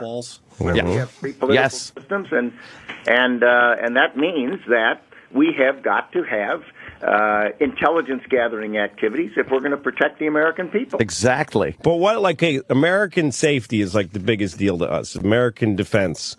We've got to keep the American people safe. But what if a whole lot of people in other places have to die in order for us to be safe? Like, what if you found out that a lot of America was going to get hurt unless we just took France and just wiped it out? Would you trade France? Hypothetical. Would you trade France for Texas and Arizona? Can you imagine if I answered that question? Thank you. What the news lead would be? Exactly. It would be like the answering your earlier question, where I would deny that I'm something that you asked me. Right. He's not going to deny he's a lizard. But he hasn't officially denied it. What would be hurt by denying that you're a lizard? I did not just arrive in town falling off a turnip. There are no turnip carts in New York City. Well, he didn't fall off of one. No, regardless. I totally understand. But no, that's fascinating to me. What would be hurt by denying? And I'm not going to ask you to deny it now. I'm more interested in what would be hurt if you denied that you're a lizard. He's justifying the question. Sorry, I brought it up. I apologize. But I mean, we like to think that we're a comedy show, so we're just kind of asking a silly question. But that there, is Mr. fascinating Rumsfeld. to me that saying I am not a lizard might be dangerous. I want to know how it might hurt. Wait, how would it hurt your credibility? How did this happen? How did this happen? There's a guy laughing in the background that is looking up our addresses now. Mr. Rumsfeld, notice that Anthony Cumia is a true patriot. I am right behind you. I love your book, Donald Rumsfeld, Known and Unknown Memoir, in bookstores now. This thing really flying off the shelves too. I want to ask Mr. Rumsfeld his opinion on the unions right now. It's a big topic right out there. Well, it is, and what we've got is a government, an administration, that, according to the data, has fewer people who've ever been in business than any administration in modern history. And what you've got is a lot of people who are lawyers and professional government people, and they don't have the business background. They have very close connections to the unions, and I'm terribly worried about the way that our trade relations are going around the country. The president and the administration have been responding to pressure from the unions with respect to the trade deal with South Korea, the trade agreement with Colombia. Here's Colombia, an important country in our hemisphere, and we've been stiffing them and not. We're missing what's going on in the world. In Asia, there are all kinds of trade agreements, and the United States is absent without leave. We're not engaged in doing it. And I think the answer is it's because of the unions. And we're at a first point in our country's history where there are more union members who are government employees than there are who are in the private sector. That's a conflict, if you ask me. Well, it's a worry. Yeah.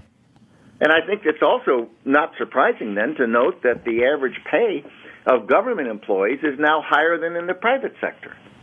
That's not right. And of course, why is that not right? Because it should be the other way around. Well, of course, teachers are government employees, right? And the jobs and the products and the opportunities are all in the private sector, not in government. Right. But a teacher is a public employee, right? Is a unionized public employee. Yes. So they should be paid well, right? But it's not a matter of being paid well. But they should have the power to get together and bargain for better pay and better benefits, right? Well, if you look around at the school systems, they are in trouble, and they're not providing the kind of education for kids, and so the system isn't working perfectly. Mm-hmm. My wife Joyce started the Chicago Foundation for Education because the Chicago school system was described as the worst school system in America 25 years ago. Wow. And here's a great city, a wonderful city, and it had a school system that the Secretary of Education labeled the worst. Now, why is that? It isn't because people are bad. It's because the process isn't working. There wasn't any choice. People didn't have a choice. They paid their taxes, and they had to go to school in their neighborhood, and they didn't have choice. I'm a Milton Friedman fan. I think giving school vouchers so that parents and kids can make those choices, and pretty soon the schools that nobody wants to choose have to disappear, and the schools where people want to go succeed because they get a good education, they prosper. Yeah, but American public schools used to be great, and now they're not. So for years and years, they did well without vouchers and charter schools, and then all of a sudden, money got taken out of those systems, and now they're suffering. And then the people that took the money out point at the system and go, "Ha ha, you suck because I took your money away." So now we're gonna. So what happened? Why did they work before? I don't think that's the case. What you just said. I don't think that the reason the schools are not doing well today is because the money's not there. I think that you look at the average price that we're paying per student or per school, and it's quite high. It just isn't producing the kind of results that a more competitive system would. Mm-hmm. How come it worked before, though? When it was simpler, most people went to public schools, and you could just go walk down your public school and get a great education. Like, how come there's a decline when it was working without the competition? I think probably it was a result of the fact that we were more of a rural country. We had much more parental involvement. There was more smaller elements, and then as we became more of an urbanized country, there was more distance between parents and the schools, more distance between government and the schools, and they just deteriorate. And teaching the basics of what people need to know instead of a lot of political correct gibberish. Really? You think that's are in what, the schools now? I believe that, Louis. Is teaching evolution? That's what hurt the schools? No, I'm not saying that. I just think that there's a lot going on in schools that has nothing to do with educating the students and preparing them for life. I could be wrong, but I think there might have been one other thing. You know, for years we had the draft, and we excluded people from the draft who were students, teachers, or married. And as a result, people who did not want to serve in the military kind of gravitated to getting married or becoming a teacher or becoming a student. And so over time you had a bifurcation of a generation. And that group is now just about retiring. Right. The all-volunteer military came in under the Nixon administration in the late 1960s and early 1970s. And so all of those people that were up to 1970 now, of course, would be 30, 40 years later. So if they became teachers in the ages of 20, 25, 30, they'd now be retiring. Yeah. Hey, did he answer the question about unions? Are you for or against the unions, sir? What do you mean? I've got no problem with unions. Yeah. What I have a problem with is if unions end up exerting an undue influence in what's taking place in our country and stopping the United States of America from participating in free trade agreements around the world, which are the kinds of things that help to create jobs. Yeah, that's not a good thing. But if the jobs are in other places and if the United States is getting to compete, who is the United States at that point? Is it General Electric and Walmart, or is it actual people who live in these places like Wisconsin who are asking to be able to sue for their own rights as a union? Well, if the governor up there, I'm not knowledgeable about Wisconsin. I'm from New Mexico, as the cover of my book shows. No, you got a polar fleece on. A handsome picture. But my recollection is that the governor ran on a platform of doing exactly what he's doing, addressing the fact that the state is bankrupt. And how does he fix that? Well, he can't fix it if the unions won't let him. And he's going to have to find a way to put that state on an upward path rather than allowing it continue to go down, spending more than they take in. Exactly. And if the unions are going to try to prevent that, he has to do something about that. What type of aircraft did you fly? I was flying, the last plane I flew was an S-2F, which was a Grumman anti-submarine plane. Oh, that's cool. Did you have more capability to fly it because of your lizard reflexes? Stop it. I've got a thought for you. Okay, good. Folks are looking for a present for friends of yours. I spent 8 days recording the unabridged version of my book.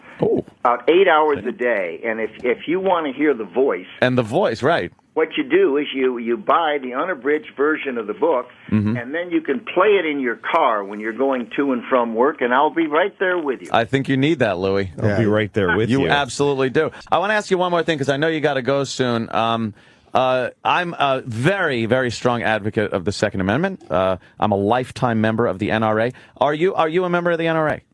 I'm not sure if I am right now. I have been, and I think I am. And are you an avid shooter? Because I am, and I love it.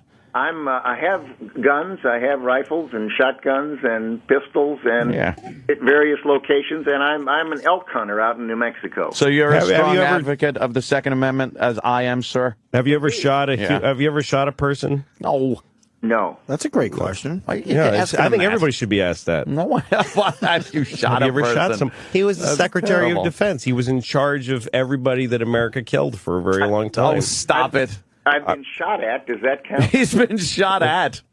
That's crazy. Right next to President Ford when the bullet went right by his head and right by my head into the hotel in San Francisco. Wow. Yeah. That was that crazy. Were you ever shot at with any other, besides bullets, like plasma rays or anything else that are used space to take down? Would you stop it, Louie? Flesh-eating space lizards. My God, man. Who eat the poor. Donald Rumsfeld, Known and Unknown, a memoir. I suggest anybody that's interested in the history of this fine country and the history of a patriot and this fine man, go out and buy this book. Thank you, Donald Rumsfeld. Thank you so much. Thank you. Enjoy being with you. I'm pretty sure you're a lizard. Sir. He's not a lizard. Stop it. Thank you, sir. He ate people once. You should select your partners carefully. Yeah, I'm trying. I'm trying, sir. Come see me at the Borgata in Atlantic City on April 23rd. It's almost sold out. Just a local comic, sir, that we really don't know much about. Yeah, I don't know. He'll be gone tomorrow. Thank you, sir. Donald Rumsfeld, everyone. There he is. Donald Rumsfeld. Quick, hang up the phone. Oh, my God. Oh, my dear sweet Jesus. I can't believe you didn't let him answer. Why did you keep... Because he wasn't ever going to answer. Why not just say I'm not a lizard? Hear his not answering. At least hear the silence of not answering. He said I wouldn't answer that because I didn't get to hear because you kept talking with other questions over him not answering. Sit there and listen to the former Secretary of Defense try to defend that he's not a lizard. Why? Why wouldn't you? Why? Because why wouldn't you want to live that moment? Because first of all, he's not a lizard. Why do you want to be baby CNN? instead of the only show that finally got the guy to say, okay, look, I'm going to finally say something about this lizard shit. I'm tired of hearing it. I'm not a lizard per se. No, he said he wasn't going to dignify it. He said if he said yes or no. That could have been a recording. What we just it could have been a dude playing like those prank calls. No, it was Donald Rumsfeld. But the thing got interesting when we asked him if he was lizard. It put a hitch in his giddy up. You know what? He handled it like a gentleman and like a professional. He handled it like a lizard who knows how to never answer. No, he said, I'm not going to answer. Did you hear at one point, and I wish you'd almost play it back, the first time I asked it, and he told that fucking psychotic story about some guy buying him dinner, and then he said, you're messing with the wrong people. He said that. Go back and play it. And then he bought me dinner. You're messing with the wrong people. And then I swear to God, he said it. See, go find that and play it back. But it was because he was saying how people do find him fine and a great person. So what is that? Why does that mean I'm messing with the wrong people? Unless he's trying to tell me that I'm not going to make it home tonight. Maybe he was throwing a subliminal thing out like you threw a subliminal lizard out in the middle of his discussion. It was not subliminal. It was quite direct. I paid him respect. I said, you totally are this guy who's done these amazing things. I just want to know if you and Dick Cheney are lizards. No, when you ask somebody if he ate human flesh, you asked if he ate human flesh. And that is not a question for the Secretary of Defense. Well, look, if he has eaten human flesh, we better find out. If he is a lizard, we better know because he's coming back. If he ate Mexican babies, you asked Donald Rumsfeld if he ate Mexican babies. If I was in his position, I would be I'd be happy for the opportunity to acquit myself on that. Come on that issue. The guy doesn't have to. What the fuck is it hurt a person to say no? I am not a lizard. No, I haven't eaten a Mexican baby. Because then somebody in the press can write, when asked if he was a lizard, Donald Rumsfeld replied... Told a story about the guy buying him dinner. What the fuck kind of a denial is that? It's not. What the fuck kind of denial is that? No one would buy dinner for a lizard in a restaurant. I believe he was answering you through a story. I believe that the space lizard baby eaters he's not a space lizard. He and Dick Cheney have some weird thing where they can't lie about it. Listen, where if asked directly, they have to say yes. Oh, you think that's a thing? They can either not answer or they can't say, or they have to say yes. If they do anything, tell a story about someone buying you dinner. So you're saying that there's something ingrained in the lizardness that keeps him from just saying no, of course not. They can't do that. Can't do it. His lizard head comes off and the red eyes come out. I just want an answer, and I really was fascinated that he said, "Can you imagine what would happen if I answered?" Exactly. By the way, could you imagine? I asked him if we could wipe out France to save Arizona and Texas. Would we do it? And he said, why wouldn't you answer? Why would you? Because as Donald Rumsfeld, why would you answer that? Because he may if he can't answer the question, that means he's had to weigh that he may have to do it. And he may have to do it. The fact that he can't answer that on the same level plane as can't answer that he's not a lizard means that they're both viable questions. No, they are not. Yeah. Roland, did we survive? I can't wait till Louis gets home, and it's going to be dark, and he'll unlock his door, shut it, and someone will go, "Leave the light off, Louis." Well, his guy asked Leave me for the light Louis' off. email address. Did you really? No. Really? Donald Rumsfeld? Leave the light off. Let me say hi to Brian in Pennsylvania. Brian. Fellas, that was Radio Gold. That was a fantastic interview. And do you realize that you had one of the major chess pieces in world history? I mean, the last 10 years has influenced all of us as Americans. Exactly. No, absolutely. Just interviewed. And you know what was even classic was that you can tell how much Louis C.K. is a fucking comedian. This guy could not keep it straight. He couldn't do a straight question. No, I couldn't stop laughing. You know what? I was laughing because I was a little scared to be saying it. Like I was laughing a little nervous. I was cracking up because Travis Teft, by the way, was popping up pictures of Donald Rumsfeld at the podium with a big lizard head, like a suit, a tie, and a lizard head. And I was laughing. I couldn't look at the screen because I was was laughing Look, too we all hard. know Danny Ross sits in this seat.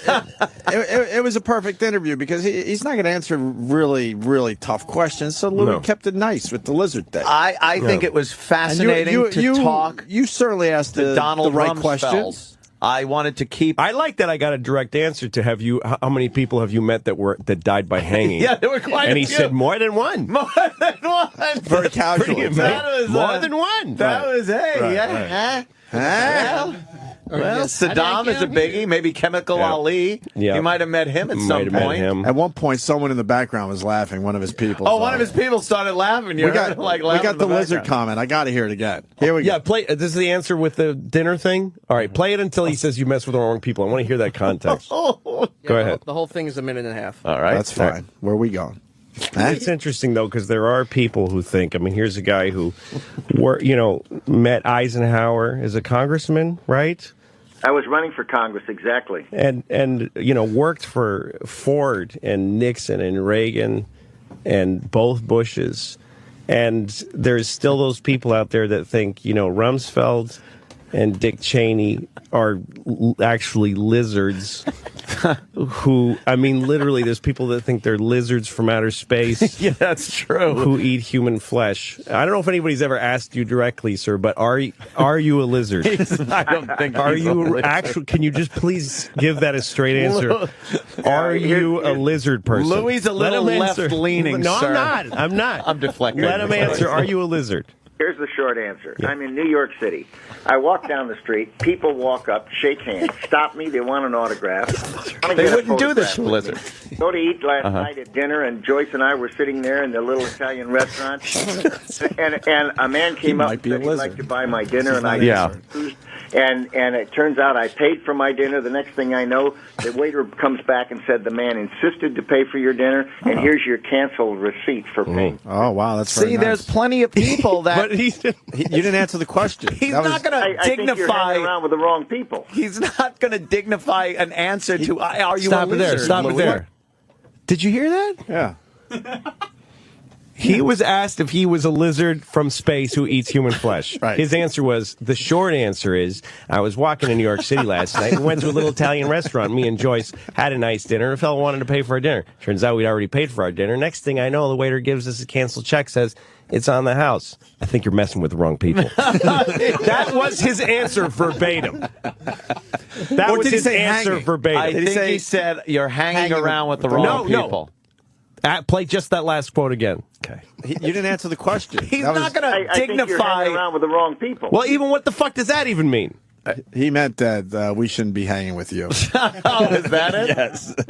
You're so dead. Somebody Louis. bought me So it's dinner still last bad. night. It's You're still bad hanging for- around with the wrong people. It's still bad for you because he basically told us You're we shouldn't dead. be hanging with You're you. so dead, Louis. Because unless you want to be collateral damage. You know what? You know what I say? Go see Louis C.K. at the Borgata. I don't When's think the he makes date? it to April 23rd. April You kidding me? 23rd. You know Come what? watch me be assassinated live Buy a like ticket. Malcolm X. Come watch a fucking patsy whose kid is in a cellar being beaten. Shoot me in the fucking head in front of in front of the Atlantic City fucking half-awake gambler. The point is still that lizard. See, the reason why I Rumsfeld asked said him, because you're when I hanging with the wrong watched people. Rumsfeld, is that when I saw him do those press conferences, I always thought if somebody asked him something like that, are you a lizard that eats human flesh? He'd go, yes, I am. Next question. And it would be like, now we know, but who cares? They have too much power for anybody to do anything. He's an unelected official. He's a dangerous man. He never has been. He ran for Congress once. Otherwise, he's never There's been fucking dangerous people that have been elected. He was. Sure. He's a great man. Sure. Yeah. Donald Rumsfeld, great man. That's what I say. That's my take on look him. at his fucking face. It's he's a handsome That man. is an easy mask Look to at the zip back. on and off. Look If at I've the ever seen one. He's not zipping If I've ever it. You seen- think he's zipping it over his lizard head? Every few years, they update it so he ages. they got a guy that they fucking took hostage from Lucasfilm, from the Lucas Ranch. Industrial Lights and Magic. Yeah. When does That he go back ages to him. being a lizard? What's that? When does he just go back to being And a he lizard? goes home. He's probably fucking sitting there as a lizard talking with right now. Holy shit, On the really? phone, he's I am not going to answer that question. Do you think he's just sitting there as a lizard with his little fucking green legs crossed? Because he didn't have to be in public today. That's right. And his tail. The guy laughing, if you probably play it back, you'll hear a lizardy laugh. The guy in the background. Yeah, he's playing with his tail. Whatever lizards do when they're twirling on the phone. his tail on the phone, not even answering your I'm not going to question. answer that. Get his phone. He's not a lizard. You are so You're hanging dead. around with the wrong people. Hanging around with the wrong people. What kind of fucking answer was that? I don't understand it. Here's the short It's almost answer. like if you ask a computer a question that gets underneath its program, and it comes back gibberish. It doesn't know what like it is. that's how to find out somebody's a robot. You're talking to them, and all of a sudden you say to them like lemonade dog sauce, and they go 5, 6, 7, 8, 9, 12, 12, 12, 12, 12, 12. That's what that was like. That's how Kirk used to get I'm telling androids you, all the time. I'm telling you what happened. I'm going to tell you what happened. All right. He is a lizard who presses these buttons to answer questions. Like he's got a bodysuit that goes on when he does press conferences that he runs ergonomically. Okay. But when he's a lizard with his body off, he can't talk, so he just uses this button. It's like a soundboard. Like your fucking like soundboard. a sound machine or something. Yeah, No shit. Yeah, that kind of. He's got a Okay. Rumsfeld loaded one of those. Okay. And I said, "Are you a lizard?" And he went, "Oh fuck!" And he fumbled and he hit the "tell the story about dinner" button. he tell the story, that nice story button. Like when we hit the wrong effect sometimes. He has a button. He had that loaded for like, "Have you enjoyed your time in New York?" Yeah. So what have you been doing in New Are you York? a lizard that eats flesh? Oh fuck! Well, I went to a dinner. Shit. Here's a short of it. I was, and he's like, I can't just stop it now. No, he has to listen. Yeah, he can't stop it. I gotta let it roll. Yes. So yeah, let the whole dinner story. That's what happened. I'm telling you.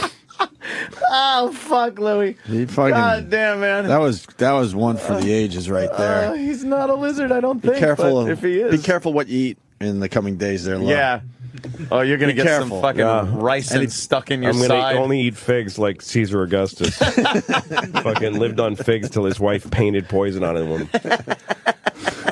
We should take a break, I guess. What do you Yeah, want to do? please. Let's take a break. And certainly getting props on the interview there. Oh, so. it was a lot nice of job. fun talking to. You Well, actually- I had to be the straight Yes. man. You actually did Someone a had to good keep him job on the at that. fucking No, phone. it is pretty artful how you're able to keep him on the phone after those questions. Just blurt out another question, and you heard me going like, da, da, da, da. da, da, All I'm da. trying to think of is anything I could ask What's him. in that Reagan would- nice? What kind of aeroplane did you fly? Ah, Christ, man.